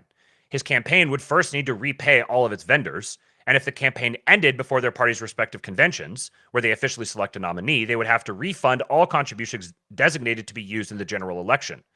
Elections lawyer Brett Capel told Forbes. After that, Biden could try to use any leftover money to support his party's new candidate, but campaign finance laws only allow transfers of up to $2,000 directly to another federal campaign. So the vast majority of his war chest would likely be given to other groups like political parties or PACs. The funds could easily be transferred without limits to national, state, or local party committees, such as the Democratic or Republican national committees, which could use the money to support a replacement nominee or other Democratic candidates in federal down ballot races. A scenario that would make the party largely responsible for funding a candidate's presidential run, representing a break from most modern campaigns. FEC rules also permit limitless transfers to political action committees and to nonprofits, which can support candidates that align with their broader mission statement, though engaging in political campaigns cannot be their primary activity. Political action committees and super PACs supporting presidential candidates could begin spending their money to support replacement candidates, but super PACs are legally prohibited from coordinating directly with campaigns. Of course, legal prohibitions are relatively meaningless, but what it means is that this is going to require a whole lot of making it up as they go along. A presidential candidate who drops out of the race could also create what's known as a leadership PAC, which are controlled by federal office holders and used to help other candidates for office. But leadership PACs have a $5,000 limit on donations to and from the organization, Capel said, noting it would be more efficient to just give unspent campaign money to the party committees. The crucial quote, Biden said in a Monday letter to House Democrats, "The question of how to move forward has been well aired for over a week now." He's reiterating that he will stay in the race and the party to come together to support his candidacy. Any weakening of resolve or lack of clarity about the task ahead only helps Trump and hurts us. It's time to come together, move forward as a unified party, and defeat Donald Trump. Biden's billionaire mega donors who have spoken out publicly in the wake of his debate performance are split on whether he should exit the race, with Walmart heir Christy Walton and crypto investor Michael Novogratz reportedly leading a letter with more than 100 others calling on Biden to pass the torch to the next generation of leaders. Other Biden backers, including LinkedIn co-founder Reid Hoffman, have urged his donors to stand behind the president, with Hoffman telling his network the day after the debate in an email obtained by the New York Times that it was a bad idea for Biden to step down and warning that a public effort to push him out might compel the Bidens to try to prove the doubters wrong, calling Biden a resolute fighter after all. Biden has refused calls to resign from the race in the wake of his halting June 27th debate performance. Halting. Some Democrats, including former Representative Tim Ryan, Democrat from Ohio, and Biden ally James Clyburn, have openly discussed Harris as a replacement for Biden. Harris has stood firmly behind the president, telling CNN in an interview the night of the debate, blah, blah, blah, blah, blah, blah, blah. Biden has sought to rally voters and his allies, blah, blah, blah, blah, blah. Interviews with ABC News and MSNBC, making campaign stops over the week in the battleground states of Pennsylvania and Wisconsin. His campaign on Friday also announced an aggressive travel schedule for July that will involve Biden, Harris, First Lady Jill Biden, or Second Gentleman Doug Emhoff traveling to every battleground state. The president can also be expected to engage in frequent off-the-cuff moments over the course of the month, his campaign said. Amid calls from some top Democrats, including former House Speaker Nancy Pelosi and Senator Peter Welch, to do more unscripted interviews to reassure voters in the party of his mental faculties. That sounds like a trap. Other names, Gretchen Whitmer, California Governor Gavin Newsom, Pennsylvania Governor Josh Shapiro, and Senator Raphael Warnock from Georgia are likely top picks for the number 2 spot on a ticket led by Harris ticket if Biden drops out and she becomes the nominee. So all of these, I think it's interesting, like the fact that they would have to jump through all these legal loopholes to move the campaign cash around. I think there's so many loopholes and there's so much cover for them doing this that they're just going to just kind of figure it out as they go along. The problem is there's no longer a unified regime that's willing to just gloss over these sorts of things. And every single move that someone makes now is creating a potential avenue where they could get stabbed in the back. They're all, when you've got a whole bunch of people who are all dirty together, that's great when they're all on the same page. But as soon as you get onto the no longer on the same page, then now you all know where everyone else's bodies are buried. So everyone's going to start feeling the impulse to get out ahead of it and try to make a deal or try to leverage the dirt that they know you have to insulate them from your dirt that they know you have. So I think it's very obvious that this is not some sort of coordinated 4D chess, Machiavellian, pre-planned thing. It's very obviously just being made up as they go along. So this is a good piece from Scott Greer. He says, Biden will stay in. Empty threats won't convince the president to abandon his dreams. So I do think that they can very easily figure out what to do with this money. Like the legal restrictions on this organization can't do these sorts of things, and this money has to be funneled this direction and that way. Like those things they can resolve really easily. The problem with all of these is that it requires the Bidens to cooperate. And Scott Greer makes a really good point about why that's going to be extremely difficult. It's been 2 weeks since President Biden's disastrous debate performance, and the number of Democrats wanting a new nominee continues to grow. Both lawmakers and donors are organizing to tell Joe to step aside. The media continues to publish columns imploring the president to drop out. George Stephanopoulos essentially hectored Biden to get out of the race during his interview. But all this will fall on deaf ears. No matter how many Democrats and media outlets beg for him to drop out, Biden will stay in the race. Only an incapacitating stroke will derail Biden's ambition. People who bank on Biden dropping out don't get Joe, and overestimate the effect of the effort to push him out. The entire strategy is to politely ask Biden to drop out. Senile Joe has no reason to go, and it's the last thing his family wants. What people fail to realize is that Biden and his family are assholes. This was a well-known fact about Joe when he was a senator. When he was a vice president, the media transformed him into a lovable uncle who spoke his mind and delivered hilarious sound bites. The Onion's endearing Uncle Joe portrayal helped solidify this false depiction. This image occupied voters' minds when they went to the polls in 2020. It still lingers in the public consciousness despite the undeniable evidence he's an asshole. The Biden's asshole tendencies are best exemplified in how they handled their dogs constantly attacking staffers. They did not give a shit that their dogs bit Secret Service agents and terrified White House employees. That was a problem for others, not for Joe and Jill. The president watched his dog attack multiple subordinates without any concern. The Bidens flipped out when people expressed worries about the dogs. The well-being of others doesn't matter to them. They only relented and got rid of the dogs after the press shamed them. Some say this proves the Bidens will drop out. They claim the Bidens caved after backlash, so they will do the same with the campaign. This is a wrong view. The dogs are nowhere near as important to them as the presidency. Jill knew keeping the dogs made her look like a terrible first lady. This sullied her White House image, which is the most important thing to her. Getting rid of the dogs upheld the Bidens' identity as president and first lady. This is their everything. They will sacrifice their own dogs for it, and they are not going to abandon it to satisfy their critics. The Bidens are white trash with elite pretensions. Hunter's life story testifies to that, but he's not alone.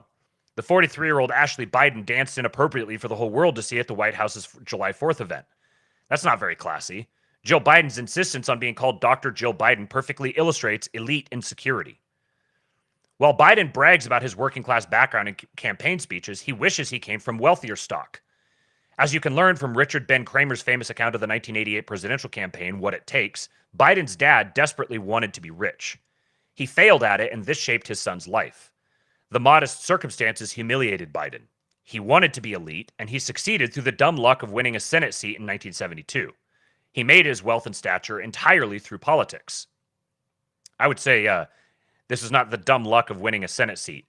He, like this profile he builds up of him, some like poor guy who desperately wants to be rich and elite and is an asshole and doesn't care, is the perfect candidate for somebody to show up and say, hey, we're going to get you elected and you're just going to do our bidding. His wife, kids, and grandkids owe everything to Biden's political stature. If he steps away from the White House, all of that is threatened. The Bidens make money from the patriarch being important. Once he leaves the White House, all of that political power will be gone. He will be a frail, senile man that no one wants to hear from. The Bidens will not be able to follow in the steps of the Obamas and Clintons. Joe can't give speeches now. Nobody admires Dr. Jill and the way they fawned over Hillary and Michelle. They're not going to have any influence once they leave the White House. That lack of influence will impact the Bidens' wealth. This family has no way of making money outside of trading on Joe's power. When that power completely disappears, the opportunities dry up. Additionally, they have a legitimate worry that the authorities will investigate and charge them with crimes if Biden leaves office. Republicans promise to utilize the Justice Department against them if they win back the White House. The Bidens think only Joe can beat Trump.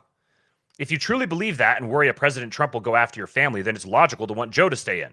Needless to say, legal troubles will hurt the family's finances and what little power they have outside of politics. Democrats don't have real leverage to push Biden out of the race. Conservative pundits speculate that they could use the DOJ or even bribe the Bidens out of the White House. These extraordinary measures aren't going to happen. A Democratic-run DOJ is not going to go scorched earth against their own president running against their worst enemy. The Bidens know this and aren't worried about it. There's also nothing Democrats can bribe Biden with. Nothing can make up for the White House and the power of the presidency. The Bidens are also obstinate assholes, so these overtures will only piss them off.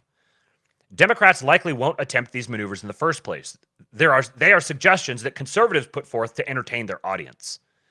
The more realistic scenarios can also be ignored by Biden. Right now, the strategy among dissident Democrats is to get prominent lawmakers and donors to politely ask the president to step aside. There is zero chance in hell of that working. Not a single Biden wants to leave the White House. Both Jill and Hunter want Joe to stay the course. Biden cares far more about what his family thinks than what Chuck Schumer and Barack Obama thinks. Biden also has a trump card. He can simply ask his petitioners what they will do if he doesn't step aside. All of them will say they will still support him because they don't want Trump as president. He will then laugh in their faces and tell them he's staying in. Biden's entire campaign pitch is that he is the only other option besides Trump. This works for both skeptical voters and powerful Democrats. They can only get another candidate if Biden steps aside, and he won't do it. They are stuck with Biden since their polite request carries no stick. The New York Times editorial board admitted it would still endorse Biden if he stayed in the race, in the very op-ed calling for him to drop out. Biden is right to be unmoved. The Trump card also dissuades Democrats from pursuing more aggressive measures. Let's say donors threaten to withhold their money unless Biden steps aside. The president will just tell them that this will get Trump elected. Donors might not stop giving money for... I think they're supposed to say donors might stop giving money for a little bit, but they will come back once they remember Biden is the only option. Democrats could try to eject Biden at the convention, but this is a very risky move. It will turn the convention into a disaster and help Trump regardless of the outcome. There is no agreed-upon challenger to Biden, so he could easily prevail due to a divided opposition. The opposition would need thousands of delegates to go along with this plan, which is a tall order under any circumstance. There's also the issue of campaign money. Every cent donated to the Biden-Harris campaign is legally bound to Joe. It would be a complicated process to hand over the cash even if he did drop out. Experts say only Kamala Harris could access that cash, but if Biden is involuntarily replaced, you could bet he's going to keep that money just to spite the Democrats. Remember, the Bidens are assholes. They would rather the Democrats lose than be magnanimous in defeat. The disastrous possibilities of a contested convention solidify Biden's argument for staying in. There are two recent examples of a party freaking out and wanting to replace their presidential nominee. In the spring of 2020, there were serious calls to oust Biden over sexual assault allegations. I completely forgot about this. Hilariously, the favored person to replace Biden was then in New York Governor Andrew Cuomo, who later resigned over Me Too allegations. The story fizzled out, and Biden went on to become the 46th president. The calls to drop out weren't near the level they are now, of course, but it does illustrate how Biden can ignore the noise of a news cycle and count on Democrats to return to his camp.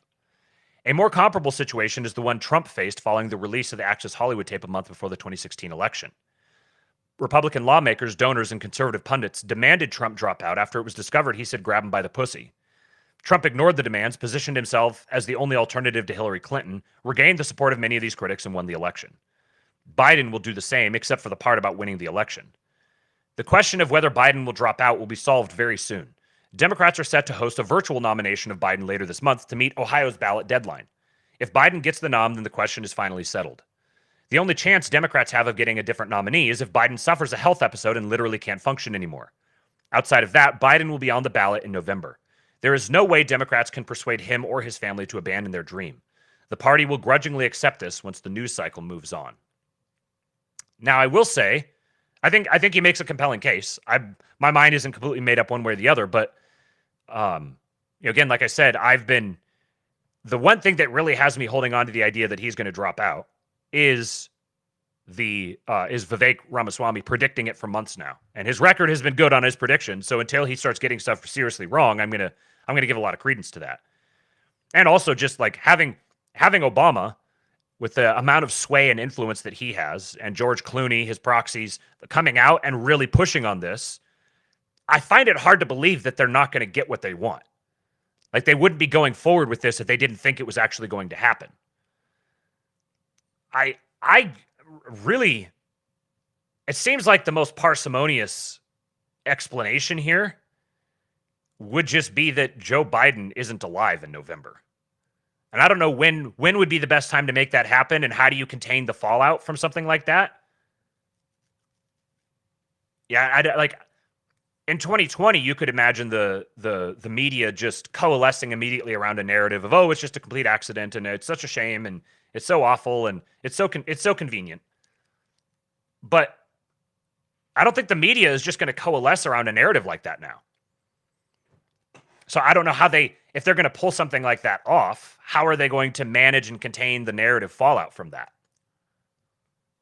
We truly do live in interesting times. Rip says, can they bribe Biden with a fresh Depends and a drug cocktail? Bryce says, if Jill doesn't go out after the debate and show her rear, they definitely aren't as harsh against them, I truly believe. He says, also, you have a great radio voice and teetering on radio face. Sorry, not sorry. Don't ban me, Coop. Hey, you making fun of what I look like is going to get you, Cooper's probably going to make you a moderator on the channel. He's not going to ban you. Josh Ham said, this is a prime opportunity for PayPal Mafia, Trump, and counter elites to offer fantastic deals for Dem elites to turncoat. Don't you want to be a winner? You don't want to be held accountable, do you? That's a good point. Kate says, Oren said yesterday to do everything possible to exploit the current divisions and capitalize on that. Yes. Russia did it will be the narrative. Yeah, perhaps. That may be an angle. And I think the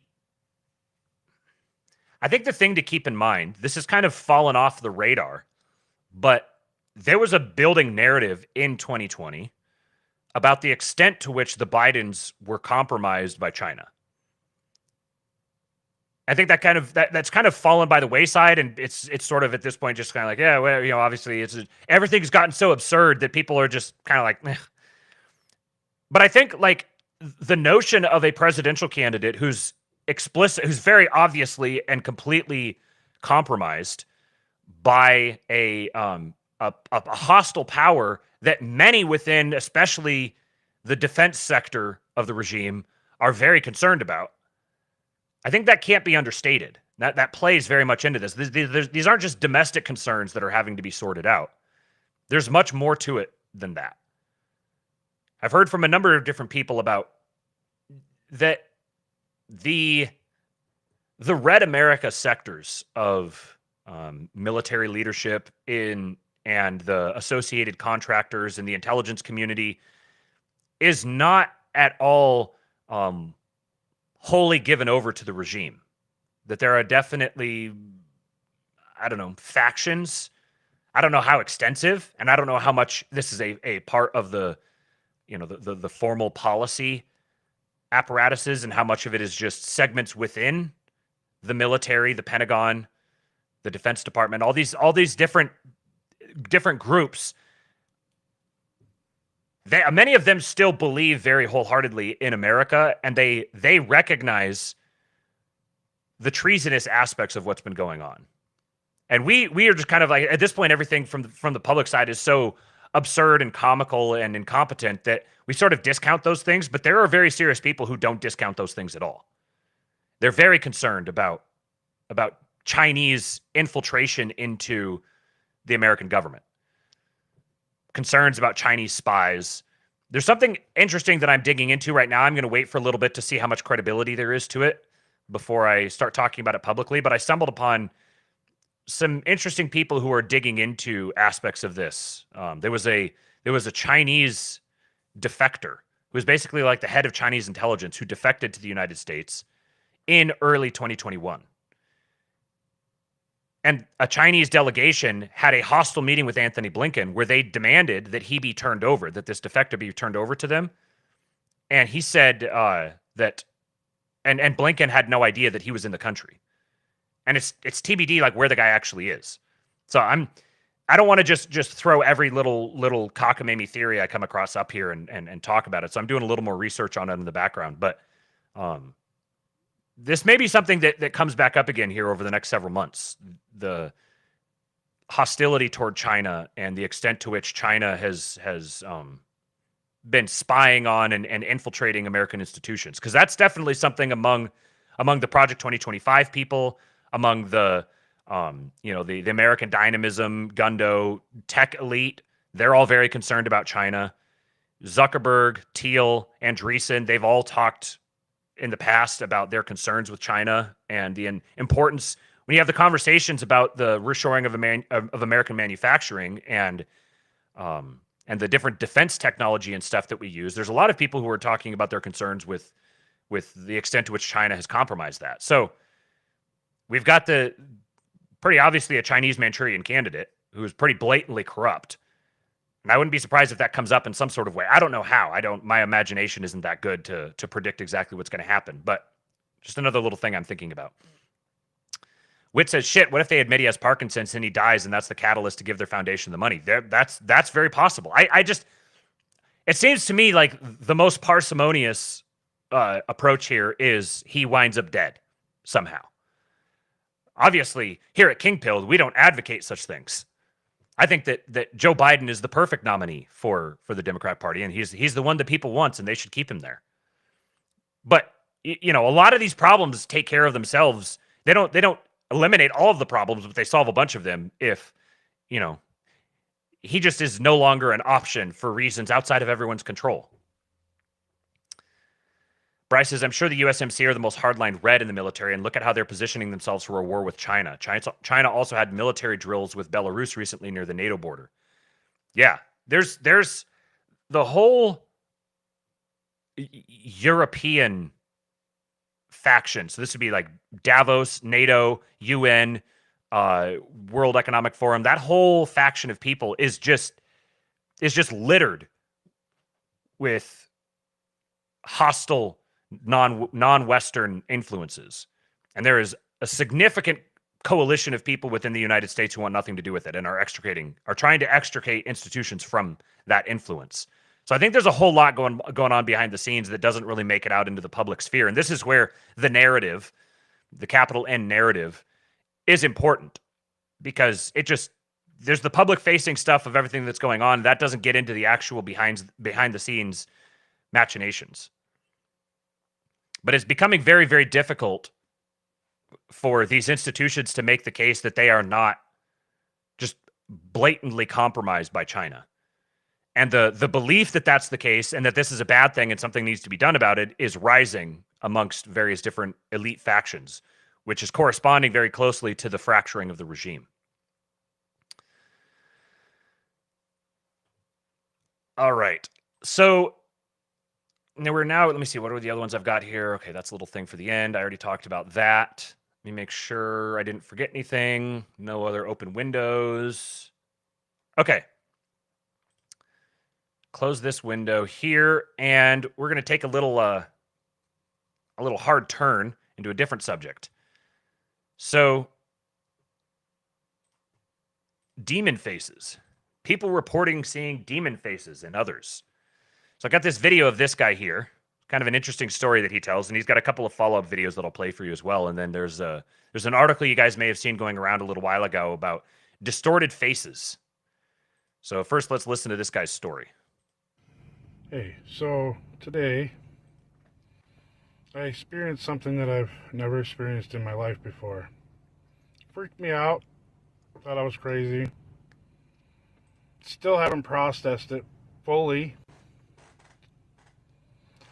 So, as I do every week, twice a week, I make deliveries to the same guy. I've been doing it for 7 months. And it's the same guy every time I walk in. He's got a big garage with like a couple trucks in it. I walk in, I hand him his parts, we talk for a minute, I walk away. I go on my business. Today, I walked in, and he had his back to me, and he was working on his bench, and he must have heard me coming. I don't know, because I was actually pretty quiet, I thought, but when he turned around, I jumped and kind of grabbed my mouth like that because I didn't know what to think. And he laughed a little bit, and he called me jumpy. And I was like, yeah, no, I'm just not feeling very good. And I handed him his part, and I was like, hey, I got to go. The reason I reacted that way is because when I looked at him, he was different. He didn't look like the same guy I saw every other time. First thing I saw was he had no color in his eyes. They were completely black. Like you couldn't even see reflections. It was just a black mass. And for some reason his ears were kind of weird, and they had like this little point like that. I don't know what that was. Excuse me. But then I was talking to my friend, and he sent me an article about them saying that a new disorder that's coming out where people are starting to see demon faces in people.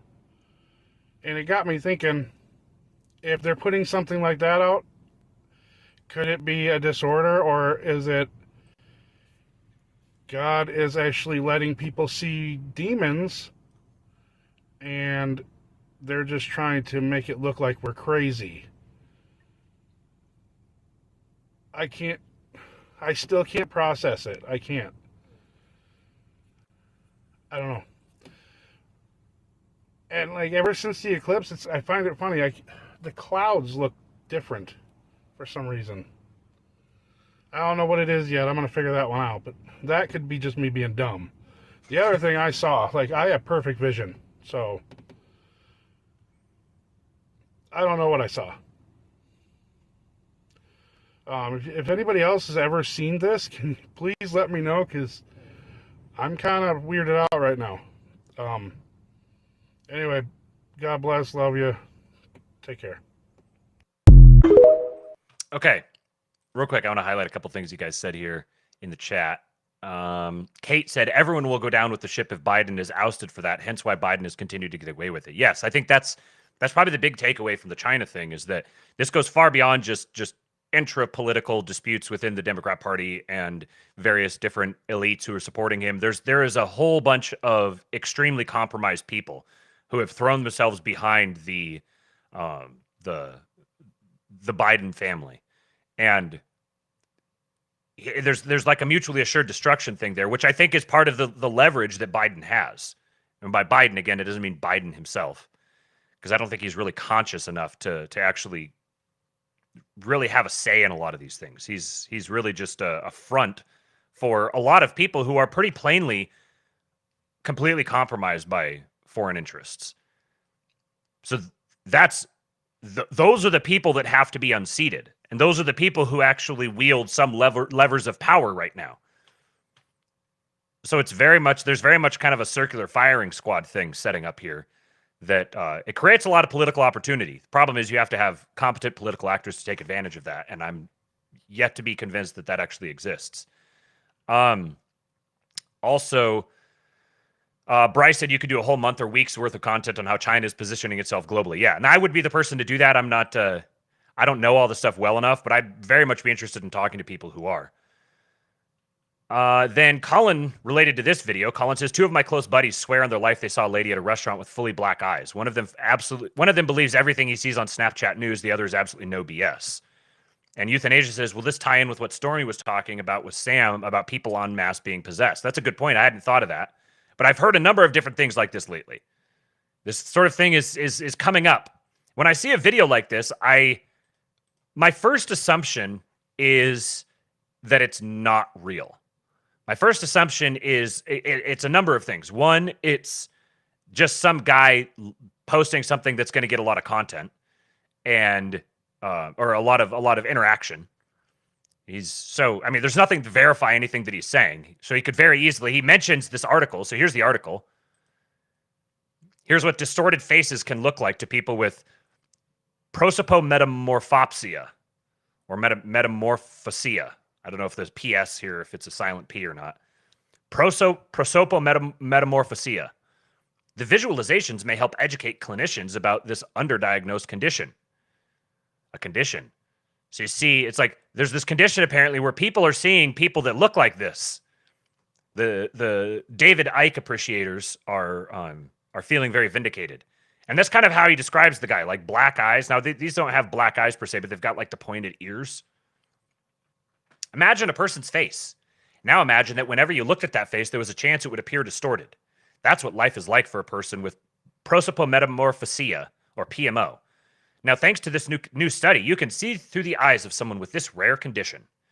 Relying on feedback from a 58-year-old man who has had PMO for nearly 3 years.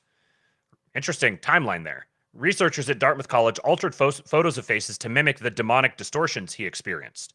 This is believed to be the first time that images have been created to so closely replicate what a patient with the condition is seeing. Psychologist Antonio Mello and colleagues report on the March 23 Lancet. It's interesting. The first time that images have been created to so closely replicate what a patient with the condition is seeing. How long has this condition even existed? Like, this guy's been seeing it for 3 years, and he's like the one they they use? We hope this has a big impact in the way people think about PMO, especially for them to be able to understand how severe PMO can be. I'm sure there's a drug for it. For instance, he says this particular patient didn't like to go to the store because fellow shoppers looked like an army of demons. PMO is poorly understood, with fewer than 100 cases cited since 1904. Patients report a wide variety of facial distortions. While the patient in this study sees extremely stretched features with deep grooves on the face, others may see distortions that cause features to move position or change size.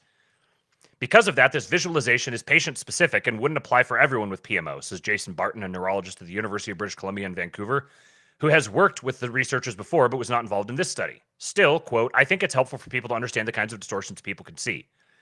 Some unusual aspects of this case allowed researchers to accurately depict this patient's distortions. First, the patient sees them only in faces viewed in person and not in faces on a screen or on paper. Most people with PMO don't make that distinction.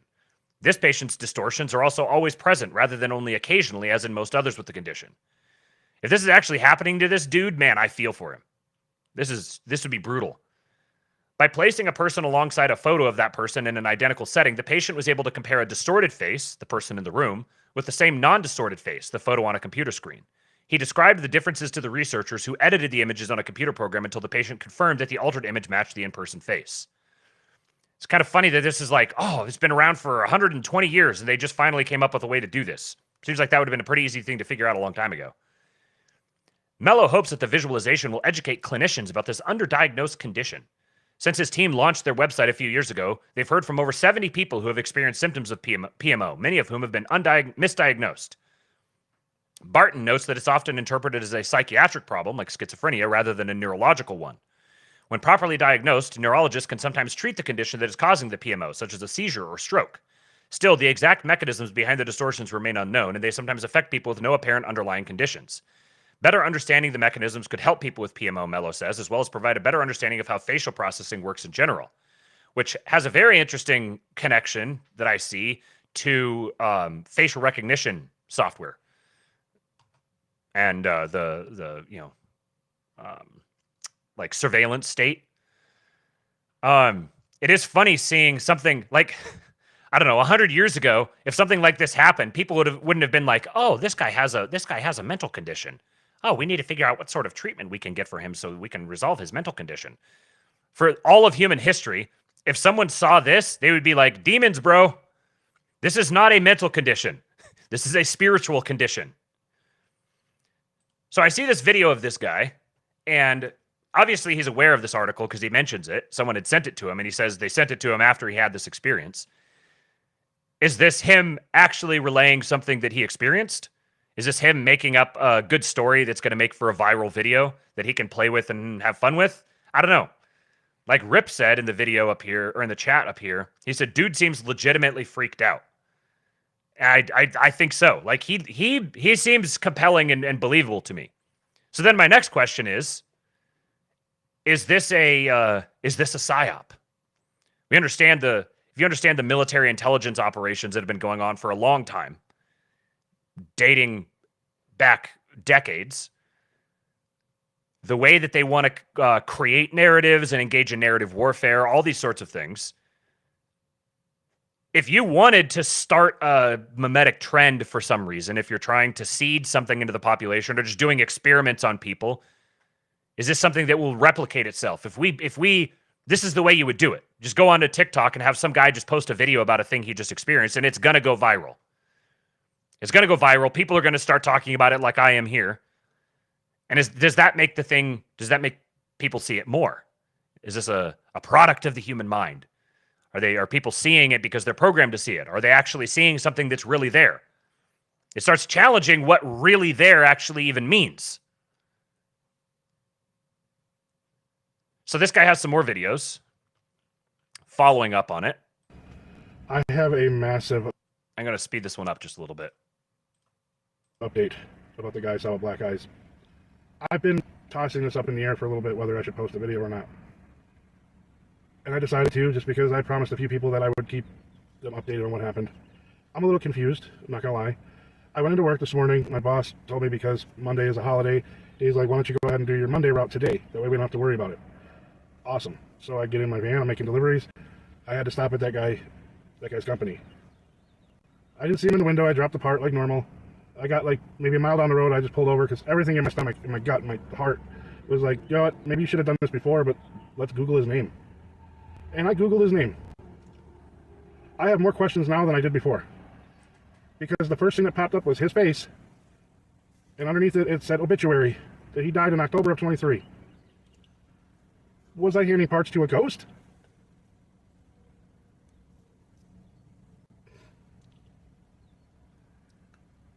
I'm 100% sure that I am of right frame of mind.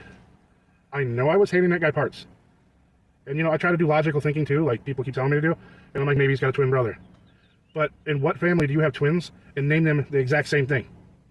So that kind of doesn't sit well with me. So that tells me that I handed my parts to somebody that died in October. How is that possible? The next time I see that company, I'm going to walk in and ask them about him. I'm just massively confused, but I wanted to share this because I don't know what to take of this, and I'm hoping for some opinions. I don't want to hear that schizophrenia crap because I know I don't have it. I'm not going to a psychiatrist. I don't need it. I know 110% that I was handing that guy the parts. I don't know. I honestly don't. I'm still not going to give up his name or his address, and now because of respect for his family, I'm at a loss for words. So if anybody knows any ideas, please message me, tell me. I am completely lost right now. I almost quit my job over it. Anyway, like I said, if you have any questions or you want to chime in on what you think it is, please do so. Until the next one, I love you all. God bless. So, the story gets stranger. I do think it's prominent, as Bryce pointed out in the chat. He has a very prominently displayed cross around his neck. This doesn't clarify anything for me. Is it a psyop? Is it sincere? Both are believable at this point. Is he wearing the cross now because it's so freaked him out that he had to go get one? Or is he wearing the cross because people who watch it are going to notice that, and it really sets the scene well? I don't know. He seems sincere to me. I think it's entirely believable. And I do think one of my we do the schizo stream on Friday nights in the King Pill Discord. I love these little schizo rabbit holes. And by all reports, if you study ancient mythology, if you study secret societies, all the ancient calendar systems, they all point to this era, this time, as the time when weird spiritual stuff is going to happen. And it's almost, and this happens cyclically. There's like eras in time where the membrane between the normal material physical world that we interact with and the metaphysical spiritual world, there's like a time when that membrane gets thin. It starts getting more porous. Stuff starts leaking through. There's also places, like geographical places. We read those creepypastas from Reddit several weeks ago.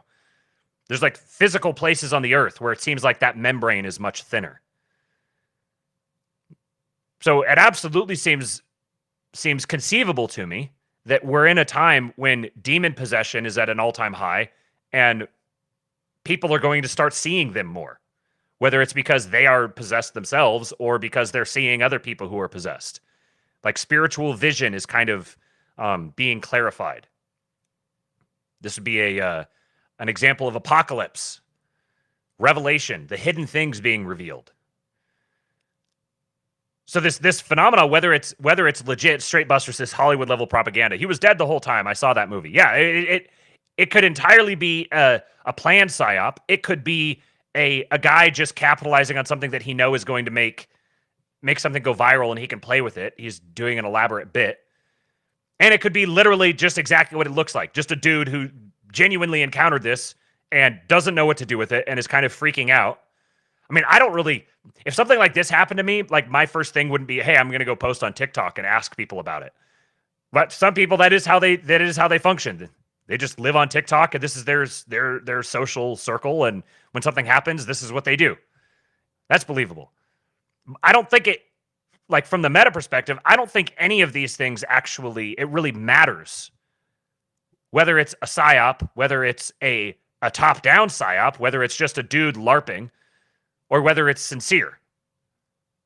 The subject matter itself being something that goes viral and that people gravitate toward and resonate with, that I think is the real story. There is one more video, yeah, Kate. So he posted one more follow-up. It was down here. Yeah, that motherfucker is not real. Maybe there was a little something to that. So here's the latest update.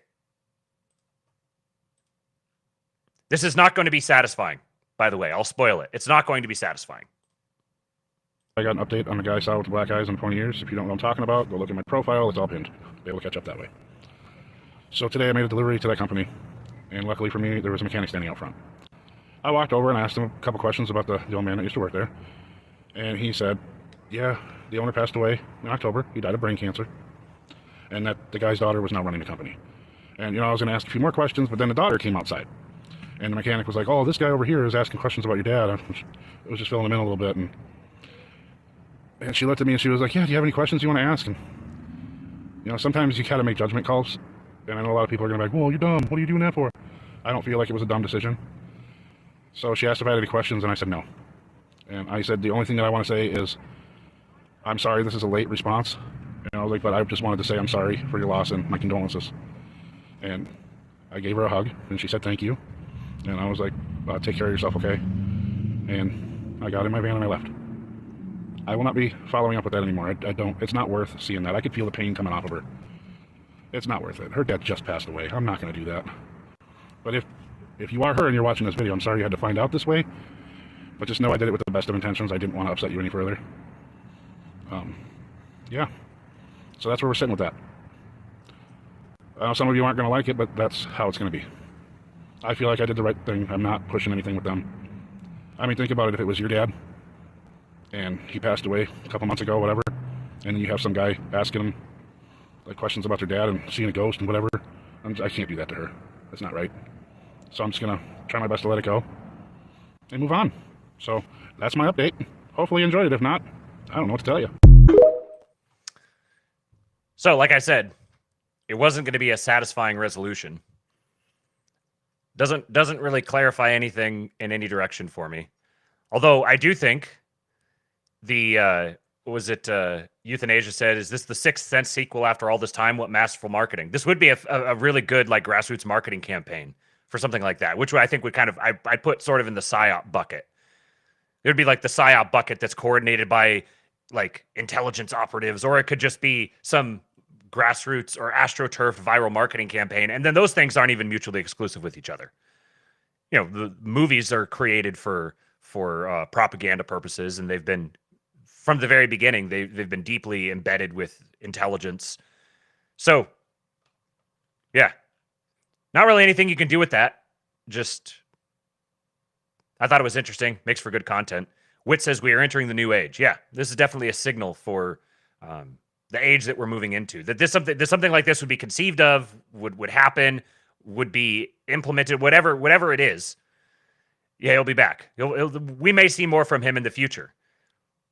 The fact that he's seen this and it's gone viral and a lot of other people have seen it means now they're going to be more conditioned to look for it, which means they're going to be more conditioned to see it. Are they actually seeing it? Is it really real? Are they actually seeing demons? Are they just imagining that they are? Is that difference meaningful? I don't know. I don't think it is. All right, last couple stories. This will be real quick.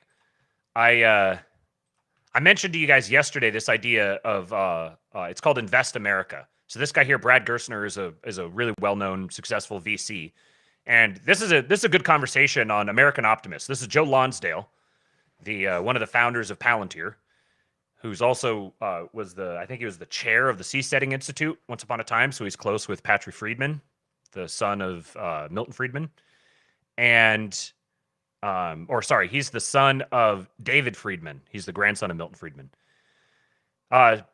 It's an interesting look. Joe Lonsdale has his podcast American Optimist, and if you want to kind of look at the perspective of what I think would be maybe the essence of the whole PayPal mafia phenomenon that we've talked about, the gray America, the Silicon Valley elites who are revolting against the managerial state. I think Joe Lonsdale, for better or for worse, represents kind of like the heart and soul of them. He's got a very interesting, like, just go listen to American Optimist, go watch some of his interviews and listen to the way that they talk and the types of guests that he chooses and the way they talk about stuff. It's not going to be anything radical. You're not going to get like, he's not like super based Joe Lonsdale. He's very libertarian, for better or for worse. But he has this interesting conversation with Brad Gerstner, who talks about the AI supercycle. So they talk about how they think that productivity is going to be massively increased through AI, and basically we need to be positioning ourselves to adapt to that and accommodate it in some way. And what's naturally going to happen is, as the Bible says, the poor will always be with you. Jesus said this himself: the poor will always be with you. There are always going to be the underclass in society that basically just have to be provided for. And that underclass is going to probably be increased for a significant period of time once the AI and automation revolution really gets underway. It's already kind of happening. So there's going to be dual forces here where it's going to massively increase productivity, but it's also going to massively disenfranchise a lot of people. And there's going to be a pretty big tug of war over resolving these issues. So this is one of the things that he's talking about, and then restoring faith in capitalism. So you get a very boomer take on, capitalism as the engine of productivity and growth, and this is what our country was built for, and all that sort of thing. It's very, to people who have been in our circles of the internet, the neo-reactionary, America First, all those sorts of things. It's pretty bland, honestly, but it is interesting that this is the way these people are talking. They're starting to talk like, I don't know, Republicans in the 2000s, kind of. They're kind of lagging behind the times. But one of the things that he mentioned, I'm not going to play the video here because it's a YouTube stream, so it'll just automatically, it'll nuke the stream right now. But I'm showing it to you guys here so you can go watch it yourself if you're interested. But he mentions in this his thing called Invest America, which is part of his idea of restoring faith in capitalism. He says we have all of our kids who they get funneled through this education system, and many of them are trained to hate the values of the country, and they hate capitalism. You have all this Marxism and stuff because they've never had a chance to have a stake in it. So he wants to change that, and he is pushing this plan called Invest America, which I think it's a pretty interesting project. So I found an article about it here on CNBC. The new plan to create a stock market portfolio for every child in America that's caught Microsoft, Uber, Dell, and Zillow's attention. Brad Gerstner, founder and CEO of Altimeter Capital, has been in touch with Microsoft CEO, Uber CEO, and Michael Dell, among other corporate leaders, about funding stock market portfolios for children of employees. The corporate outreach is tied to a plan the tech investor supports to create government-funded $1,000 investment accounts for children who have corporate America provide matching funds. Benefits experts say the idea could prove as popular as 401k matching contributions, and Zillow CEO Rich Barton said it's a no-brainer for his company. Government-funded investment accounts for children could be on the horizon, and if tech investor Brad Gerstner has his way, corporate America will match the funds. The effort, which is still in the early stages, could prove highly beneficial for companies and their employees.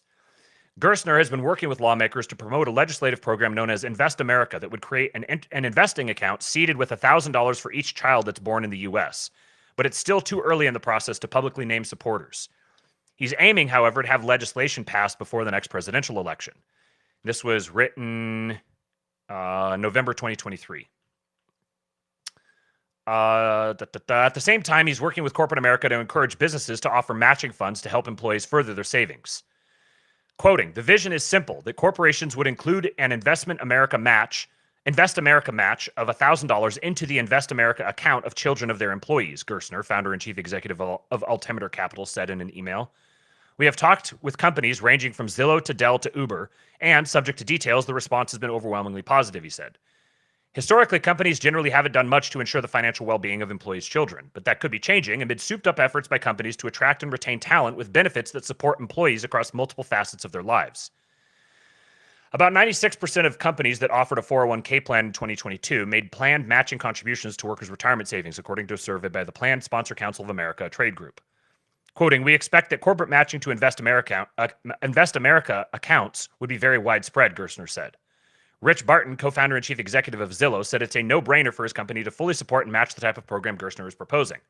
A 401k-style investment account from birth seems like a great way to tackle the growing divide around financial literacy and wealth, he said in an email. It is a small investment to help parents achieve more peace of mind. Representatives from Microsoft CEO Michael Dell and Uber CEO, other companies Gerstner cited in a recent CNBC interview as being receptive to his pitch, did not respond to email requests for comments. Getting any federal legislation passed in Washington, D.C. is challenging, including the effort to find larger legislative vehicles with momentum to attach individual ideas to. But here's a primer on what a matching program would look like and how companies could benefit if Invest America proves to have legs on Capitol Hill. Why companies would fund another employer match. Especially among fast-growing companies, there's a growing need to offer competitive benefits that touch on areas that haven't traditionally been addressed, and some of which extend the age range of what is typically covered, said Trish Costello, chief executive at Portfolia, a venture investing platform designed for women. She offers the example of the recent move by companies to offer menopause assistance. This and other new benefits are being established and expected by employees, and this extends to benefits that can positively impact their children, she said. Once you get a couple of companies providing these benefits, you can get a very quick expansion into this, she added. Not only are parents worried about their own financial health, but they are also worried about the next generation being able to afford things like school, housing, and their own retirement. Matching an investment account for employees' children could be another option for companies to show they care about and support employees and their families, she said. If companies are a part of that solution, that makes us feel a lot better about where we're working and about the future. How corporations could benefit from a tax perspective. Certainly, there can be tangible and intangible benefits to companies that participated in a matching program. For instance, the government would have to provide tax incentives to companies that would presumably function similarly to how deductions are handled for 401k contributions. Said this guy, someone with $1,000 in her account at birth could expect a balance of about $107,000 by age 67, provided the portfolio grew at an annualized rate of 7%. According to CNBC Make It's compounding interest calculator. Now get this. With a company match, a $2,000 investment could grow to around $215,000 under the same conditions. Can you believe that? So $1,000 could grow to $107,000. $2,000 could grow to around $215,000. I wonder how they came up with that number. The outcome would be even more beneficial if parents contribute additional funds. Aside from the tax benefit, a matching program could create a brand bump, especially for early adopters. And there are other potential benefits. Employees may be less likely to leave a company they feel cares about them and their family. They will feel that sense of loyalty, obligation, and commitment to your organization because you have shown that loyalty to them. What's more, happier and more financially stable employees are known to be better employees. Criticism of the plan. To be sure, Gerstner's plan is not without critics. Some note there are already ways for parents to invest on behalf of their children, including custodial brokerage accounts and 529 accounts, though these are not taken out of payroll as a 401k is. And while a match on an investment account could be a good selling point as a way to attract talent, it's not necessarily a slam dunk for companies. Companies would have to consider the advisability of paying for this type of benefit that not all employees could take advantage of. They might decide, for instance, they'd be better off upping their 401k match so more employees could benefit. It's one thing to offer something like pet insurance that not all employees can use, but it's another thing to pay for it, Kelly said. Of course, companies already pay for benefits such as free backup daycare, scholarship programs, and student loan repayment that not all employees can take advantage of, but it would certainly be a consideration should the program come to fruition. Costello said she thinks it may be more of a challenge to get the government to sign on to the idea than it would be to get companies to agree to a match. And of course, there are still particulars to work through, such as will these accounts be portable? How will parents be discouraged or prevented from tapping their children's funds? And might there be rules on what the funds could be used for and when? It's possible some of the framework could be similar to what's been proposed by Massachusetts Democratic Congresswoman Ayanna Pressley and New Jersey Senator Cory Booker, also Democrat, in the February reintroduction of the American Opportunity Accounts Act legislation that would create a federally funded savings account for every American child. It could be years before the investment account system envisioned by Gerstner could be implemented, but he added, that doesn't mean we shouldn't work on it now. You got to start somewhere. So I think it's an interesting idea. I think it's definitely something that is rife with all sorts of issues. Most prominent among them is who is eligible for an account like this. This is something that's being, the preliminary to this is being hotly debated right now with the immigration issue. And they mention it. He mentions it in that video that, he says, makes some allusion to, we'd have to figure out the border problem because he says it like that's a major issue that would cause this program to have issues. So you having to figure out what an American is, who an American-born child would be, who would be eligible for something like this, and it's what I think is it stands out most to me about this is number one, this is a reflection of the coming feudalism. We're moving much more into a feudal structure to the economy and society that is really a kind of a natural, organic human social structure. So we kind of are just going to keep naturally tending back toward it. And there's a lot of reasons for that, even more so with the economy and with the economies of scale that have been attained by certain companies, and then having to try to navigate all the economic instability. We're going to see company towns becoming a thing more and more. So I see this sort of thing as basically inevitable. It's part of this whole trajectory. But the other aspect of it that I think is probably motivating this, you have your sales pitch, which is, oh, we need to get the kids invested, and there's tax write-offs and all that sort of thing. I think the underlying layer to this is we need to figure out a way to keep the stock market pumped with money, and this becomes a new angle for that. This is a new way of funneling money into the stock market and trying to keep the up and to the right going forever. They're coming up with a new scheme for it. If you want to know more about that, go find our episode we did with Sean Wieland probably 2 or 3 months ago. Just look up Sean Wieland. It was something like how the stock market funded the managerial revolution, or something along those lines. Anyways, that was I got one more little thing here. I just wanted to throw this onto your guys' radar. I've had it sitting in there for a little while. Buildlist.xyz. This is from Ryan McIntosh, Investing with Andreessen Horowitz. We're often asked which startups are tackling important problems. So pronounced Kyle, Christian Kyle, satellite builder at Astronis, technical interviewer, curator at Buildlist, deep tech investor, and dad. Pronounced Kyle and I made a list of companies building critical technology. Filter 450 plus companies by stage, category, location, upvotes, etc. Find your dream job. So they've created this site called Buildlist, which is pretty cool. For those of you who want to get involved in some of these different companies, this may be a good place to start. Rangeview builds automated foundries, so manufacturing sector. Forterra, developing a ground-based autonomy, defense and public safety. Neros, manufacturing small smart defense systems, defense and public safety. Exodus develops nuclear recycling technology. Firehawk Aerospace develops hybrid rocket engines and propulsion systems. Dirac develops an automated work instruction platform. Rainmaker, we've talked about them before, deploys cloud seeding drones. QB deploys home building factories. So there's a good, if you want to get an idea of what sorts of things are being built in the background, this is a good place to just go study these companies. Go study the companies, go look them up, go to SpaceX, go to LinkedIn and look at the people who come up with it and look at the companies they're connected with. Anduril is another very interesting one. Terraform, Helix, Picogrid. These are all the companies themselves are if you're looking for a job or something, you want to go look at these different sectors. You can upload your resume. Life's short, build something important. I think it's interesting from that perspective, and then just as a way of tracking the sorts of projects that are being built and who's investing in them. You can see the people if they're early stage or late stage startup and break it down by sector. So hopefully this is a resource that would be valuable to some of you guys, whether for looking for jobs or just for studying it to see what's going on. Buildlist.xyz is the name of it. So that is all the stories that I had for you guys today. Let me catch up on the comments real quick. Euthanasia says, or you could just pay them well. Yes, right. Kate says, the Great Depression brought an increased underclass that remained for a decade till post-World War II production started up again. AI could bring on something similar till that issue is resolved. Not a fan of investing more in the stock markets when we're operating on fake money, essentially given all the debts.